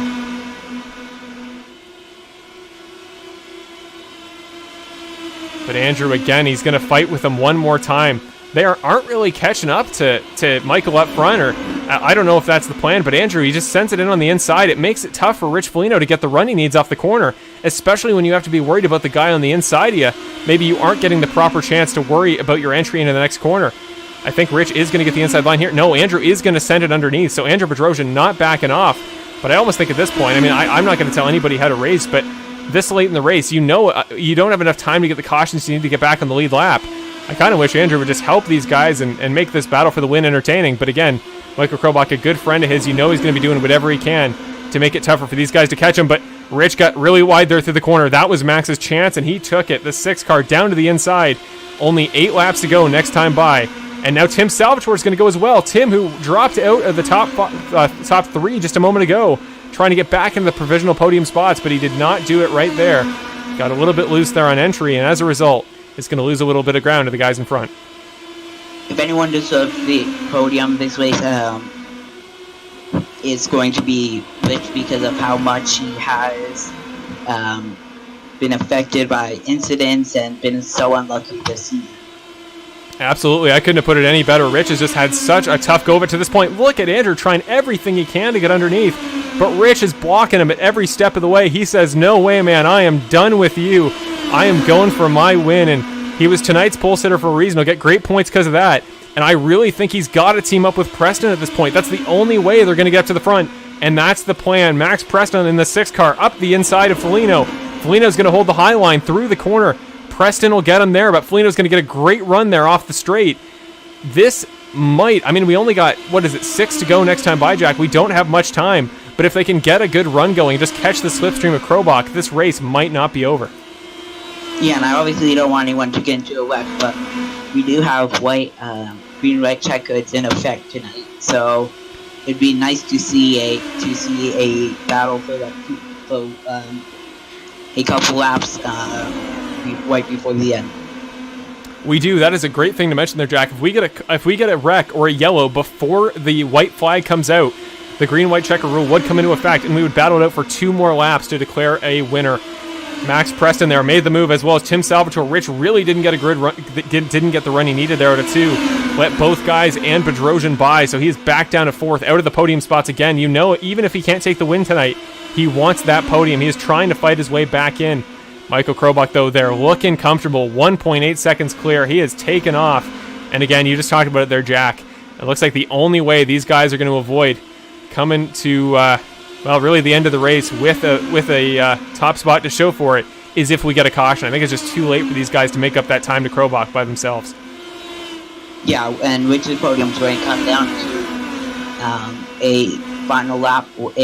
If he get able to get past Tim, it's going to come down to a final lap. If he is able to get past on the first on turn 3 and 4, and just blocked him. Andrew has dropped out of the battle as well. He is done battling with this group. He's going to let them do their thing, and those 4 guys all on screen, minus David Paxa, they are on the lead lap. This will matter for points. Logan Paxa, who, with Andrew's troubles, will essentially lock up the championship. He wants to put a cherry on top of it, get podium number 11 for the season. But to do so, he's got to get by 3 very hungry drivers. Side by side go Preston and Salvatore. Salvatore got a little bit high there on the lower line in the corner. That'll mess up Preston's run, and that'll help Rich Foligno, who is right behind Tim Salvatore. He's fighting for the podium. Can he send it up the inside? Doesn't decide to, but he's still got that inside line. We're going to come to 3 to go here this time by. 2 to go. So only 1 more lap until the green-white checker is out of play and the white flag comes out. Still a 4-way battle. Who will take home the podium spots? Michael Krobach across the line. 2 more laps to go. The 72 car, he's the oval master for the reason, so only fitting that he would take home the 2nd oval win of the season, become the only multiple-time oval driver this year. But this is the battle we came to see. This battle here. Guys still battling in the championship. Preston trying to take home that third place spot. And with Anderson in 7th, this is how he has to do it. Michael Krobach out of corner number 4. Once he gets the line, this thing is over at the next flag. And Krobach will take it. White flag comes out. One more lap to go here at Gateway. A caution would end the race. I think Krobach has got it in the bag. But this is the battle for points. Foligno trying to get podium number 1 this season. Salvatore's got plenty. Preston's got plenty. These guys have had podiums all year, but they are still fighting for every spot they can. Down the backstretch one more time through the final corner. We'll go there in just a minute. Salvatore and Preston to the inside, but Foligno might get the run there off of 4. Preston has locked up second. He has taken off. Side by side, Foligno. Foligno and Salvatore get together. Michael Krobach will win at Gateway. Preston will come home second. And Logan Paxa under the wire will take home third. But Rich Foligno and Tim Salvatore just yards away from the line. They get together, and that is it. That'll bring our race to an end. They will still take home 4th and 5th in the end because they were a lap ahead of anybody else on track. But there go their chances. I mean, Jack, what a finish we just saw here at Gateway. Yeah, I think if there was no incident at the end there, podium or not, I think Rich would have been happy with it, with how unlucky he's been. Absolutely. I give the total props here to Rich Foligno. He fought till the bitter end there.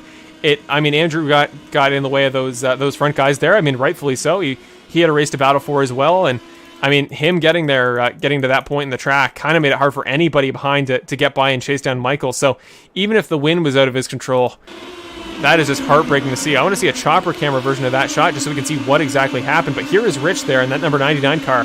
Preston battling side by side with Salvatore. Preston gets a great run there off of corner number 2. He takes off, and as soon as he entered turn number 3, he brought in so much speed, I pretty much declared it over. He was going to take second, but it was Tim Salvatore just washed so far up the track. Like the push on that car was incredible. Rich was just, I don't know how much higher up he could have been. And getting into him, Rich is going to have to settle for 4th. Has to watch Logan Paxa, who, well, I'm not going to declare it yet. We're going to wait for that ceremony next week. But we can now almost officially declare Logan Paxa your series champion because, man, he had to fight through some that adversity as well tonight. But in the end, he comes home with a surprise. Well, you could say by the night he had a surprise podium spot. But there is Michael Krobach doing his burnouts. And there is the banner we got to put up. Oh, it didn't work. Please go up. A little bit too late. We're going to show it one more time because I haven't shown this graphic in so long that even if it doesn't work perfectly on first try, we're still putting it up there. Where is his name? Where is his name? He has won a number of races in this series, so if I don't have a banner for him, I should just quit my commentary job. And indeed, I don't believe we have a Michael Krobach banner up and ready, even though he only runs part-time in the series, so maybe I just didn't get a chance at the start of the year. So that's super unfortunate, but we got to go back, Jack, and get a proper view of those donuts, because, well, what broadcaster would I be if I didn't catch the post-race donuts? But, man, what a nutty race here at Gateway. That's really the only word we can use for it, but it was the good kind of nutty. It was the very fun kind of nutty that results in, well, a very deserved win for Michael Krobach, and, well, a very, very great battle there at the end for the podium. Yeah, and I don't think anyone doubted that he would win.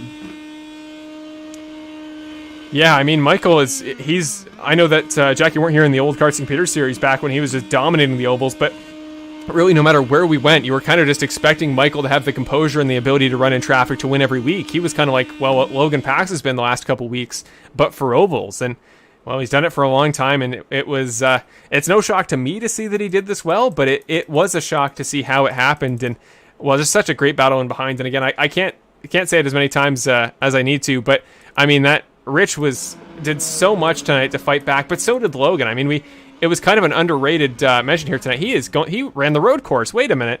One more thing we got to show before the final results. I think Logan Paxa was running the other configuration of this track. He got bored with the oval and said, okay, we're going to go down the road course. So if you guys want to get a view of what the road course looks like here at Gateway, there it is. So let's ride along with him as I talk about him. But yeah, Logan Paxa, I mean, Jack, from the very start, got involved in a wreck at the beginning, then was involved in the wreck with David, or his father, and Andrew.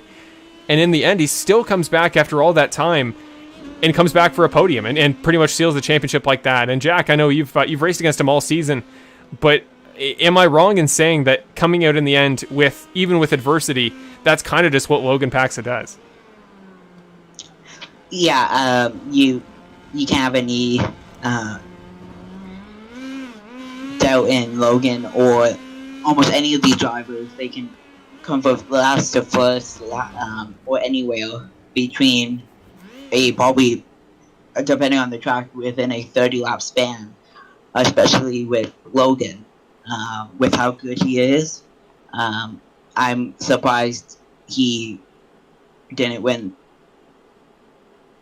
Yeah, definitely. There at the end. I mean, if Michael just hadn't gotten the gap he did by the end of that stint, I think he definitely would have been in contention. I mean, there at the end, I know he really only got the podium there in that last lap because of the crash, but he had been right there the entire time. And I think at that point, he always says he doesn't race specifically with the championship in mind. But if he was doing that time, it would have been a great time to do so, because that battle really heated up.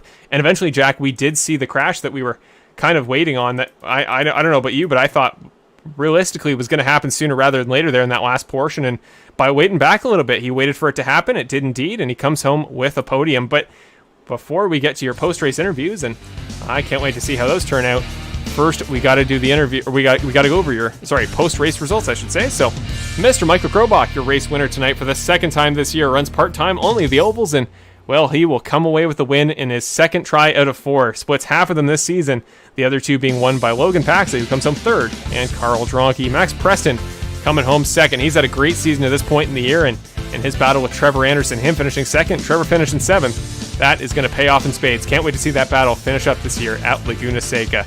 In third, Logan Paxa will come home, the final driver of the top 3 on the lead lap as a result of Salvatore and Foligno's crash. Speaking of which, Tim Salvatore comes home 4th, and again, heartbreaking there for Rich Foligno. But don't discount the effort of anybody there in the top 5. Preston, Paxa, Salvatore, and Foligno all had separate incidents that they had to fight back from to get on the lead lap. Carl Dronke will come home 6th as well. He had his fair share of incidents. And Trevor Anderson, again, I just talked about that. Max Preston's very successful night, coming home 2nd here at Gateway. That is going to be tough for him in the championship.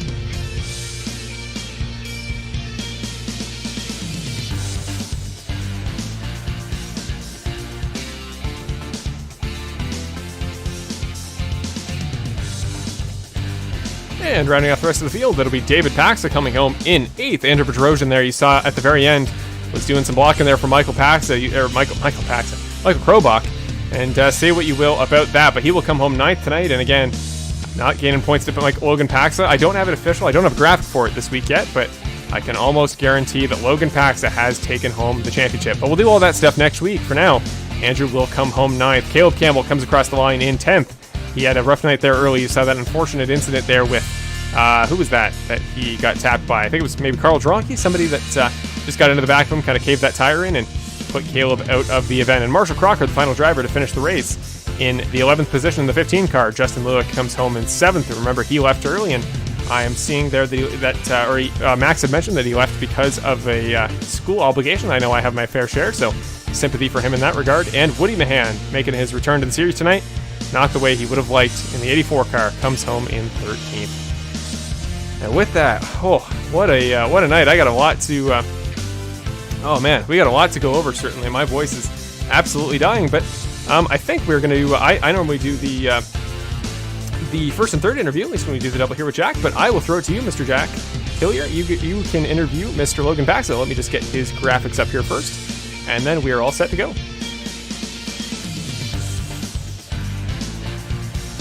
And there we go. So there is the graphic for your third place finisher in tonight's race, Mr. Logan Paxa, your first interview of the night. Let me just pull him in, and Mr. Jack Hillier can do the honors of interviewing your, well, possibly guaranteed series champion, but at least tonight's podium finisher.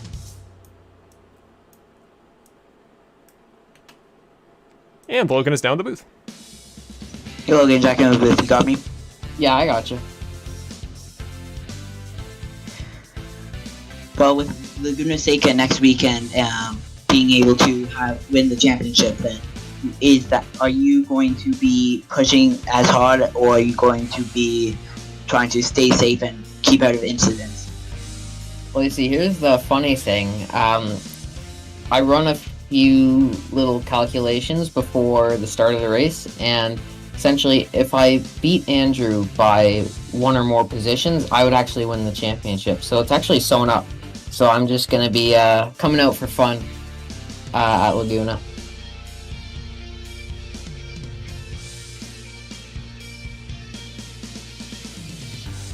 Well, with 9 wins on the season now in 14 races, how do you think you'll do next series? Like, do you think, are you going to go as hard as next series also? You always come into the series trying to get the best out of every little detail. That's how you do well, right? But yeah, so next series, obviously just come in the same mindset that I've always come in for almost every single race that I've done. Just do it the best you got. And one last thing, question. How did the night affect the temperatures of the tire?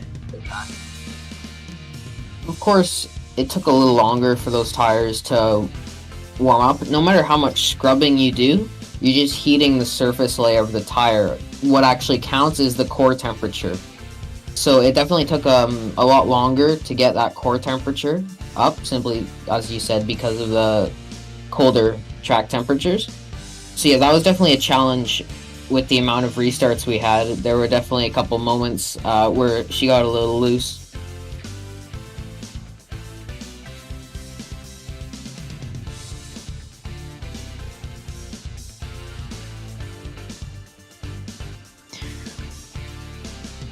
Well, thank you, and good race. Yeah, thanks, Ben. Do you want to leave your time to give any shout-outs or anything? Well, yeah, I'd like to thank all my family watching. I'd like to thank Prime Power Team, Trevor Wickens. I'd also like to thank Special Interest Auto and Rev Performance, as well as Franklin Self Storage for all the help this year. And I would like to thank Marshall and you, Jack, for putting this thing together. Awesome, thank you very much, Logan. I can say personally, just before you head off, I do want to mention, you did the calculations correct. As long as you did come out to the race tonight, you just had to beat Andrew, and you did so tonight. And I unfortunately don't have all the graphics and stuff up yet, but just know that next week, as long as you come out, and I certainly hope you do as always. But yeah, no matter where you finish and stuff, we'll have a proper championship thing at the end there, because you fought for it hard this season. And again, if you can round it off with 10 wins and go out next week and win at Laguna, well, that would make it only the cooler. So great job tonight, Logan. Congrats on yet another podium, and I will see you next Wednesday, man. And I promise, next Friday, and I promise I'll have all that stuff ready for you. Oh, man. Awesome. Have a great rest of your week, man. Yeah, you too.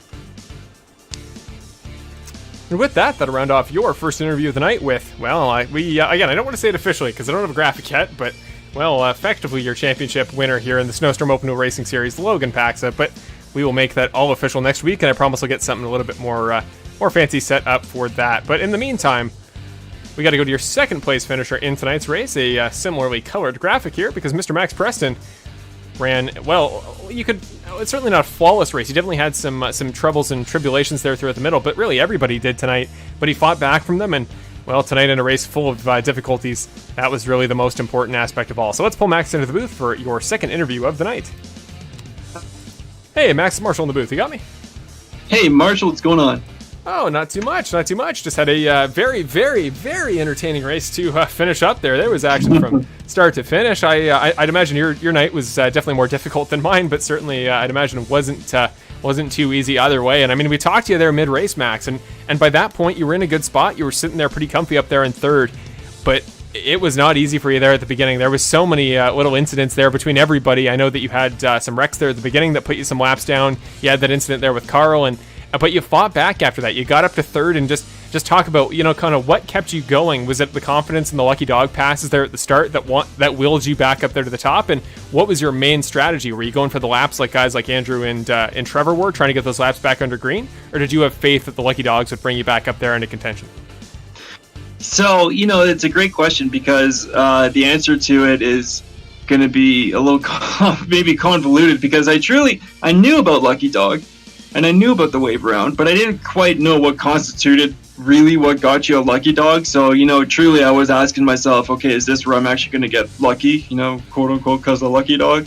And then it just did. So I was chasing laps, I was chasing positions, but I didn't want to be stupid. I didn't want to be ruin anyone else's race or anything like that. So, I made sure to try and just be smart race hard, but not, not slow down the entire pack. Because, I like in racing the PM18 much to racing, Honda 4-stroke karts or Briggs & Stratton cars, the LO206 program. And it's basically rule of thumb, if you lose the draft, you lose the race. So, the biggest thing for me was trying to put my car in such a spot where I was going to always have at least a little bit of a draft so I can keep moving through the pack. So that was my mid-race strategy after my incident with Carl there. And so that ended up working out because I ended up getting the lucky dog. So then once I got the lucky dog, then I knew it was just a matter of getting myself back up to the front. So then it was just working through, racing up, and then there was that, with that crash that David and Andrew had, obviously it closed everyone up. And so that was what allowed me to chase that checkered flag, just like I had said to you mid-race. So that was what I was focused on. It was, I'm glad that we're talking once again, because then it shows that my focus was in the race space.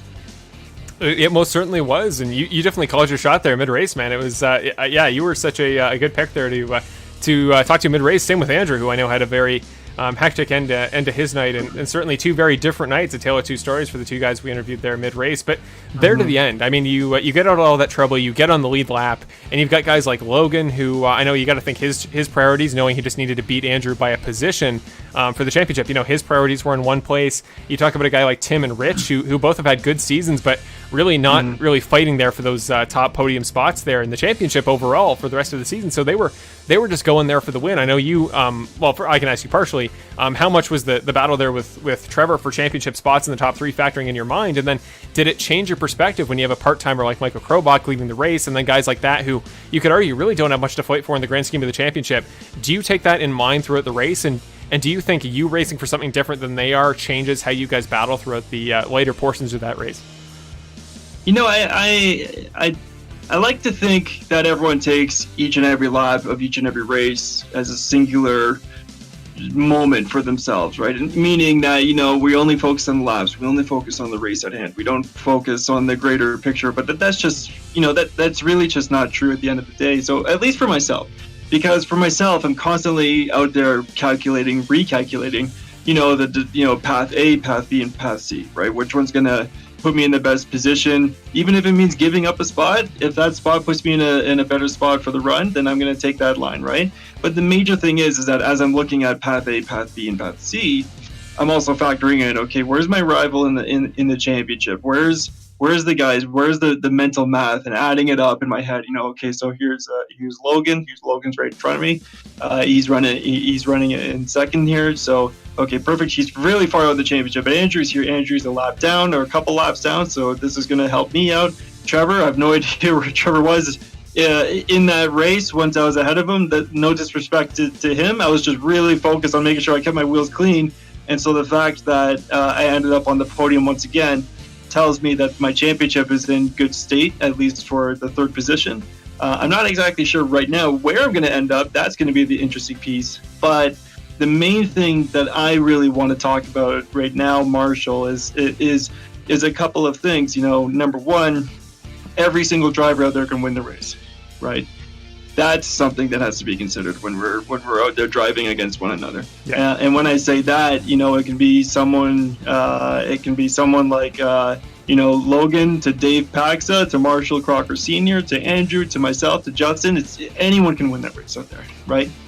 And so number two, the main thing being is that when we have the part-timers out here, it adds a bit of spice and flavor to it that we don't normally get. Like Michael coming out here, Michael is an all-star driver. He's well known in the iRacing space, so to have him out here was a real pleasure. I'm just disappointed that in a lot of ways that he won by such a great margin. More so than that, though, the number one thing that I think unfortunately the audience was robbed of tonight was a great final finish for that first position. Michael won it. Congratulations to him. He did a great job. But I think there were some drivers that were in the mix in the lead pack right there that I think should be looked at from an officiating point of view post-race, because that seriously robbed a good finish, in my opinion. And it caused a little too much traffic in a really hectic point in time when there wasn't really a podium involved for that driver anyways. So that's something that, I'm just going to go right there with and just state that. So yeah, let's make sure that we look at having that opportunity to get Michael back out here, because great driver, love to have him back out. So I hope he joins us again. Yeah, don't worry. I'll say, putting the fourth wall aside very quickly. Race director Marshall, who runs the series, don't worry. That he will be. I know exactly what you're talking about, and that will be looked at. So I'll say that much for now. But Max, regardless, man, you fought for, I guess, what essentially there once Michael started to get a lead became the lead position. I mean, you fought great with Tim and Rich, and there was such a fun battle there. So regardless of whether it was for first or for second. It was so much fun to watch. And one thing I want to mention before we head off is that, I was so much framing tonight your championship in perspective of how you and Trevor battled. And now you are going to pass Trevor. You'll still be very close in the points.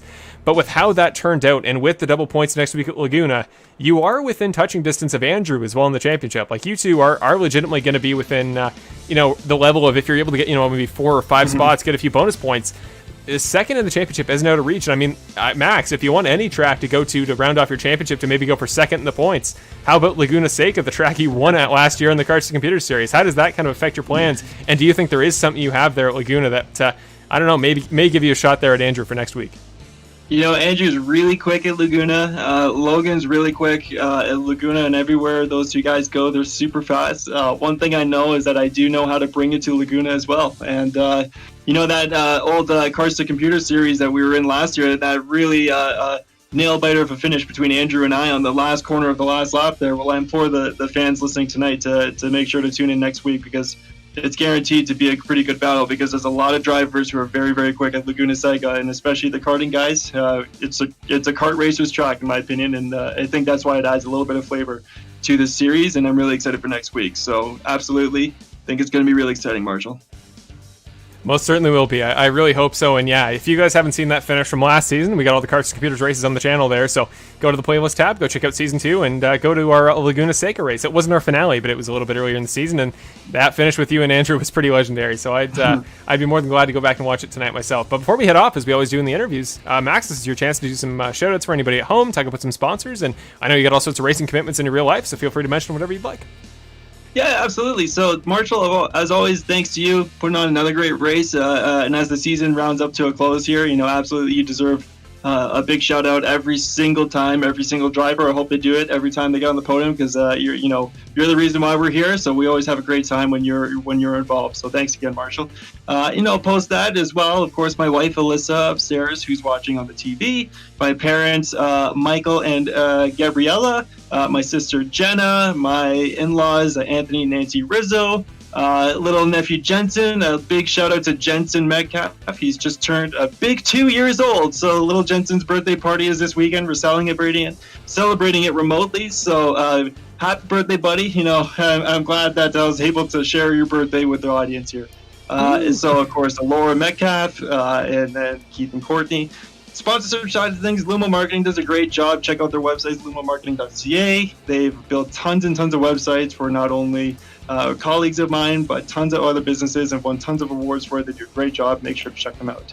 GoHotWater.ca. Go Hot Water is the principal sponsor for me for the Pinty NASCAR series. So always a big shout out to them. If you have any AC or furnace or duct work that you need done, or any work that needs to be done with tankless water heater installs, make sure you go to GoHotWater.ca and check them out. And finally, along with that as well, I'd like to give a special shout out to, again, Rocco Simone, Anthony Simone, Kathleen Simone. Kathleen's birthday was just the other week, so happy birthday, Kathleen. New Speed Motorsports season starting soon. Got tons of new drivers. I'm really excited. I've got the whole pit crew ready to go. The drivers are ready to go. Just as long as the government allows us, we're going racing in real life, just like we're racing here on iRacing. So, Marshall, thanks again for a great night, and we'll see you next weekend. Awesome. Thank you so much, Max. And as always, the same way I do here, I wish you the best of luck in your real-life aspirations and your real-life karting and otherwise endeavors, just the same as I do on here. So great job tonight, Max. Congrats on coming away with the second. It was a great race from start to finish. And just have a great rest of your week, man. We will see you out next week. Going to go for that second place in the championship, I hope, at Laguna Seca. I'll be gunning for it. Thanks, Marshall. Congrats to Michael, and congrats to Logan. And thanks to all the drivers coming out this week. And I hope to see a bigger turnout for next week as well, because each race seems to get bigger and bigger, and that's exactly what I love to see. Same here. Thanks so much, Max. Have a great rest of your week. Thanks, brother. Take care. Bye-bye. And with that, we'll round off your second interview of the night with Max is one of my favorite guys to talk to. He is such a good interview, and again, it's really shows some of those guys that have real-life racing experience. It's going to pay off well for him, and I'd imagine there will be a real-life mic pointed at his face after a real-life NASCAR Penny Series race in the near future. But at the end of tonight's broadcast, we don't have a graphic for it, and I don't even think our session is still going to be up because, well, at a certain time, iRacing just shuts your session down because what is the point in still keeping it live? No, we might be able to. It'll take a while. We're just going to put the graphic up here. Unfortunately, I don't have a winner's interview graphic for Michael Krobach, our race winner tonight, because, well, he wasn't full-time in the series, so I didn't get the chance to update it every week, but that is not him. There is Michael Krobach's name, and let's throw him in for your final interview of the night. Hey, we do get a picture of him. I did have one loaded into the file, so perfect. There we go. We can get an interview with our own Mr. Michael Krobach for the final interview of the night. Hey, Michael, it's Marshall in the booth. You got me? How's it going? It is going very well. Welcome back to the broadcast with Michael. It's been a while, man. You only took the part-time strategy this season, and in your time doing it, you said you were only going to run the ovals. You ran 3, and you went 2 for 3. You come away tonight with the win at Gateway, and certainly I'd imagine a little bit different than what you're used to. I mean, you're more of a guy in the NASCAR side of things. You're so up in the know with those sorts of tracks, but Gateway is a pretty niche IndyCar track, not one that, to my knowledge, we run stock cars at so much. So you come away with the win tonight, and was there much of a learning curve there to learn such a niche IndyCar track such as Gateway? I mean, turn 1 and 2 kind of drove really similar to the NASCAR trucks. They've run some races there, and one of my leagues last year, we went there, and I led a bunch of the race, and then I choked the race on pit road. So I wanted to make sure if I was going to get out front, I wasn't going to choke this one this time. And so turn 1 and 2 kind of felt the same. You did have to downshift, which we did in the trucks, and kind of hug that second groove. The line was pretty similar there, and then 3 and 4, I did play with the throttle, play with the gearing there to keep it on the bottom. So it took a bit of time to get comfortable and not want to spin on entry. I found turn 3 on entry was kind of sketchy, and I was riding behind Tim, I think, and it got really loose, and I almost walled it there. So just kind of wanted to feel the car out, especially on the restarts, because it got a little sketchy. But keep a clean car and get a little bit of payback from Iowa when we were so close to the win and got cut off with some net code there, and just keep the car clean and bring it home in one piece, and worked out again. It did indeed, yeah. You were one of the few guys in the pack of anybody that seemed to have a pretty clean race start to finish. You weren't really involved in any incidents. I know certain guys, even that you were battling with there at the end, guys like Max Preston that were in the running. Rich Foligno had really tough races of attrition from start to the finish. But you kept it clean and you kept it out of the wall, and that's one thing you've always done so well in this series. And I want to ask, referring to the series as a whole, I mean, you used to run with us full-time back in the Carts and Computers days, and you come here in the Snowstorm Racing Series, and you run the ovals solely, but as a result, you've run with some of the guys in this series less than anybody else on track. I mean, part of the double-edged sword of being a part-timer is that the same way the other guys don't really know you, especially the guys that debuted this season, they haven't raced against you much, but by the same token, you haven't got a chance to race against some of these guys that are new to the series much. So does it affect your mindset coming into a race like this to run one off knowing you don't know many of the guys? And how does this series, the Snowstorm series, feel from an on-track perspective throughout a full race day as compared to your old Carts and Computers days? Yeah, it's definitely a super competitive series. Lots of tough, clean racing up front. I think my strategy is kind of just to feel out how the drivers are gonna run and be very predictable with my own line and not make any super aggressive moves and lane changes to kind of catch anybody off guard. So when I was running that race, I was kind of committed to the high side, and I'd let people go under me, and I just kind of keep an eye on the mirror and see how much do they drift up in the corner, do they get aero tight, aero loose. And just file that away in the memory bank and just kind of learn as the race went on. And I wasn't really pushing hard in the beginning, and I just kind of wanted to stay clear of the wrecks. And we did end up finishing with 0 incident points, so mission accomplished there. And just kind of pay attention to my surroundings at all times. If guys were coming with a run, I wouldn't want to chop them off or anything like that. And just see who I could run fender to fender with. And most guys I could, no problem. A lot of great fast racers up in this series. So definitely high talent level in the Snowstorm Open Wheel Series, and I'm happy to be a part of it. And we're happy to have you, Michael. You again, you provide a benchmark for guys at any oval race, and I know that whenever I mention it to guys in practice, I'd imagine in the back of their head, it certainly makes you practice a little harder just to meet the high standards of a guy that, like you in the Carts and Computers days, was borderline untouchable when it came to tracks turning left. So you've proven yourself in the past, and you proved yourself again here tonight. And just to round it off, of course, with the question about the race itself, I mean, from the very start, you started a little ways back in the field. Like, you didn't have a bad qualifier, but once you got in the front, you seemed more comfortable. Did any part of your mind want to drop back, like if you guys did, just to wait for incidents to happen? Or did you feel comfortable running up there in that front pack, and you thought it more safe to have less guys ahead of you than behind you? Yeah, my initial plan after qualifying 7th, we didn't get a good draft lap in qualifying, so we kind of just started mid-pack. I wanted to see how the race would unfold, and I was initially planning to draw back and just, ride it out. But that opening wreck there on the first lap or so took out like 3 or 4 cars right in front of me, and that cycled me up to 3rd. And so that kind of gave me the track position and kind of changed my strategy for the rest of the night. And I knew just, having driven previous open wheel races in this car and in the IR18, track position and clean air matters a lot. I feel like the tire fell off, like it's there, like the tires did fall off about 20 to 40% depending on how long the stint was, but the lap times didn't really fall off, and so there wasn't that differential of pitting and gaining time on taking new tires. So I kind of just ran some long stints in practice to get a good read on the fuel number, and it was about 65 to 70 laps. And so as soon as that fuel window opened, make my one pit stop of the night, stay up front, and hopefully not get any damage, and the strategy worked out. It did. It worked flawlessly. I don't think that race could have gone much better for you, Michael. So making your return tonight at Gateway to the series, and again, you go 2 for 3 this season on ovals. You did everything that I'd imagine guys would have expected of you here, being the oval master that you are. So congrats, Michael. It was, as always, a great race, and man, I'll never understand quite how you do it. Your level of consistency here at the ovals is almost frightening, or in any series, or any discipline for that matter. But as we always do here, it's been a while since we got to do it here in the interview booth, but we always do shout-outs, and we do sponsors if you have any you want to mention at home, so feel free to take the chance to do so. Thanks. I got to give a shout-out to Live Pedal Motorsports, my team. I think we're over 200 wins now as a team since we started in 2017, so I'm really proud of that. I think our team has won about 8 or 9 races this month. So we're on fire. We got to get Woody some speed. My teammate Woody Mahan. He's just had terrible luck in every series, getting caught up at wrecks. He's having a real tough time in our Cup League, and he's such a darn good driver, but he just has terrible luck. So I don't know what we got to do, if we need to have some kind of exorcism over in the 84 shop or something like that. But we gotta improve Woody's luck. But I gotta thank him for being around here in Discord tonight. It was good to have Woody around. HPP simulation, clipping that Apex, thumbs up, cancer down. Ready to Frag, Flex Emission Systems, Host Venom, Sim Racing Apps for calculating my fuel mileage perfectly, CJ Automotive, Mahan Speed Laboratories, Alliance RV is Woody's new sponsor, and the DMLC Racing Channel, and of course Spotlights for keeping me apprised of being on top 3 wide. I'd imagine those most certainly help, but I know my dad was running them too. He absolutely loves them. So, yeah, well, they certainly helped you, but to a certain extent, Michael, it just it had to be ability here at the ovals, and it had to be your patience. It's something I've always prided you on, and yet again, you find a way to do it here at the oval. So, congratulations, Michael. Great race tonight. Congrats on being the final oval winner of the season, and well, even if we don't see you out next week, I wish you the best of luck with your future iRacing endeavors and otherwise if you happen to be doing some karting this coming year. But just have a great rest of your week, have a great rest of your month, and I will talk to you soon, I'm sure, Michael. Thanks so much, Marshall. Thanks for running a great series, and for Jack for co-commentating, and for Vince for being up in the admin booth. Great to have all that support around, and all the drivers that make running the top 3 and top 5 a whole lot of fun. Thank you.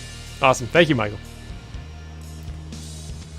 And with that, that'll round off your final interview of the night. I apologize, ladies and gentlemen. It was one of those longer broadcasts that we have from time to time, but plenty of racing action, plenty of good interviewees, and well, it was a great night from start to end, and I hope you all thought so too. But again, we got Mr. Jack Hillier in the booth tonight, making your second appearance on commentary, and well, from start to finish, I don't know how I would do it, Jack, but do you want to just talk about how you would summarize the racing action we just saw into one categorization of whatever round 14 here at Gateway was? One word I'd put it as mayhem. Right. Yeah, no, I don't know how much better to put it than that. It was crazy from start to finish, and partially for good reason. I mean, guys all had championship positions to fight for. Guys had, well, personal gain if they wanted to come away with their first podium of the season. So everybody had something to fight for, but, well, in the end, not everybody got what they wanted. But we did get a great podium. We got a great battle to the end, and there's not much more you could ask for than that. I'll just ask you before we go on to next week, because Jack, I think you said you would be returning for our season finale next week at Laguna Seca. I'm going to try to get as good of a turnout as I can to round off the Snowstorm first season of this series in style. So Jack, what are you expecting next week for Laguna, and how excited are you to get out to a track that is almost universally loved in iRacing circles? Yeah, I'm excited to finish off my first series in iRacing, but mostly I'm ready for next series because I think I'll be able to do better now that I know everything I know, because they started iRacing like 3 months ago, so I'm excited to get to be next series host to. Like, I think with the knowledge I know now, I will hopefully be able to get at least a podium, at least a top 5. Yeah, no, I certainly hope so, Jack. I mean, you've been getting better and better. You seem more and more comfortable every time I talk to you, or every time you finish up a race. So yeah, I'm sure there will be big things for you going forward. I know you'll continue to get better and better, and by the time we're back out here and whatever the next iteration of a series like this is, I can't wait to see what you do there, man. But with that, we got to round off tonight's broadcast. That being said, here at Gateway in round 14 of the Snowstorm Open Wheel Racing Series for 2020 and 2021. There, one more time, are your race results tonight. Michael Krobach making a sub-in appearance, comes away with the win. Max Preston and Logan Paxa round out the top 3. And again, we don't have a graphic for it yet. It's not, well, technically official. It's not canon yet, but Logan Paxa is, well, he's your 2021-2020 Snowstorm Open Wheel Racing Series champion. So congratulations early to Logan Paxa on that, but he's still got win number 10 to go for next week. And I can't wait to try to get something more official going for his championship celebration. But with that, that'll round off tonight's broadcast. Thank you, as always, ladies and gentlemen, for watching. It's such a pleasure for me every week to round off my week here at, at any Snowstorm Open Wheel Racing Series race, but especially here at the Ovals, where it's so entertaining, so many guys battling for the win, and hopefully it was entertaining as heck for all you guys at home. So thank you all, as always, for coming out and taking time out of your Friday night.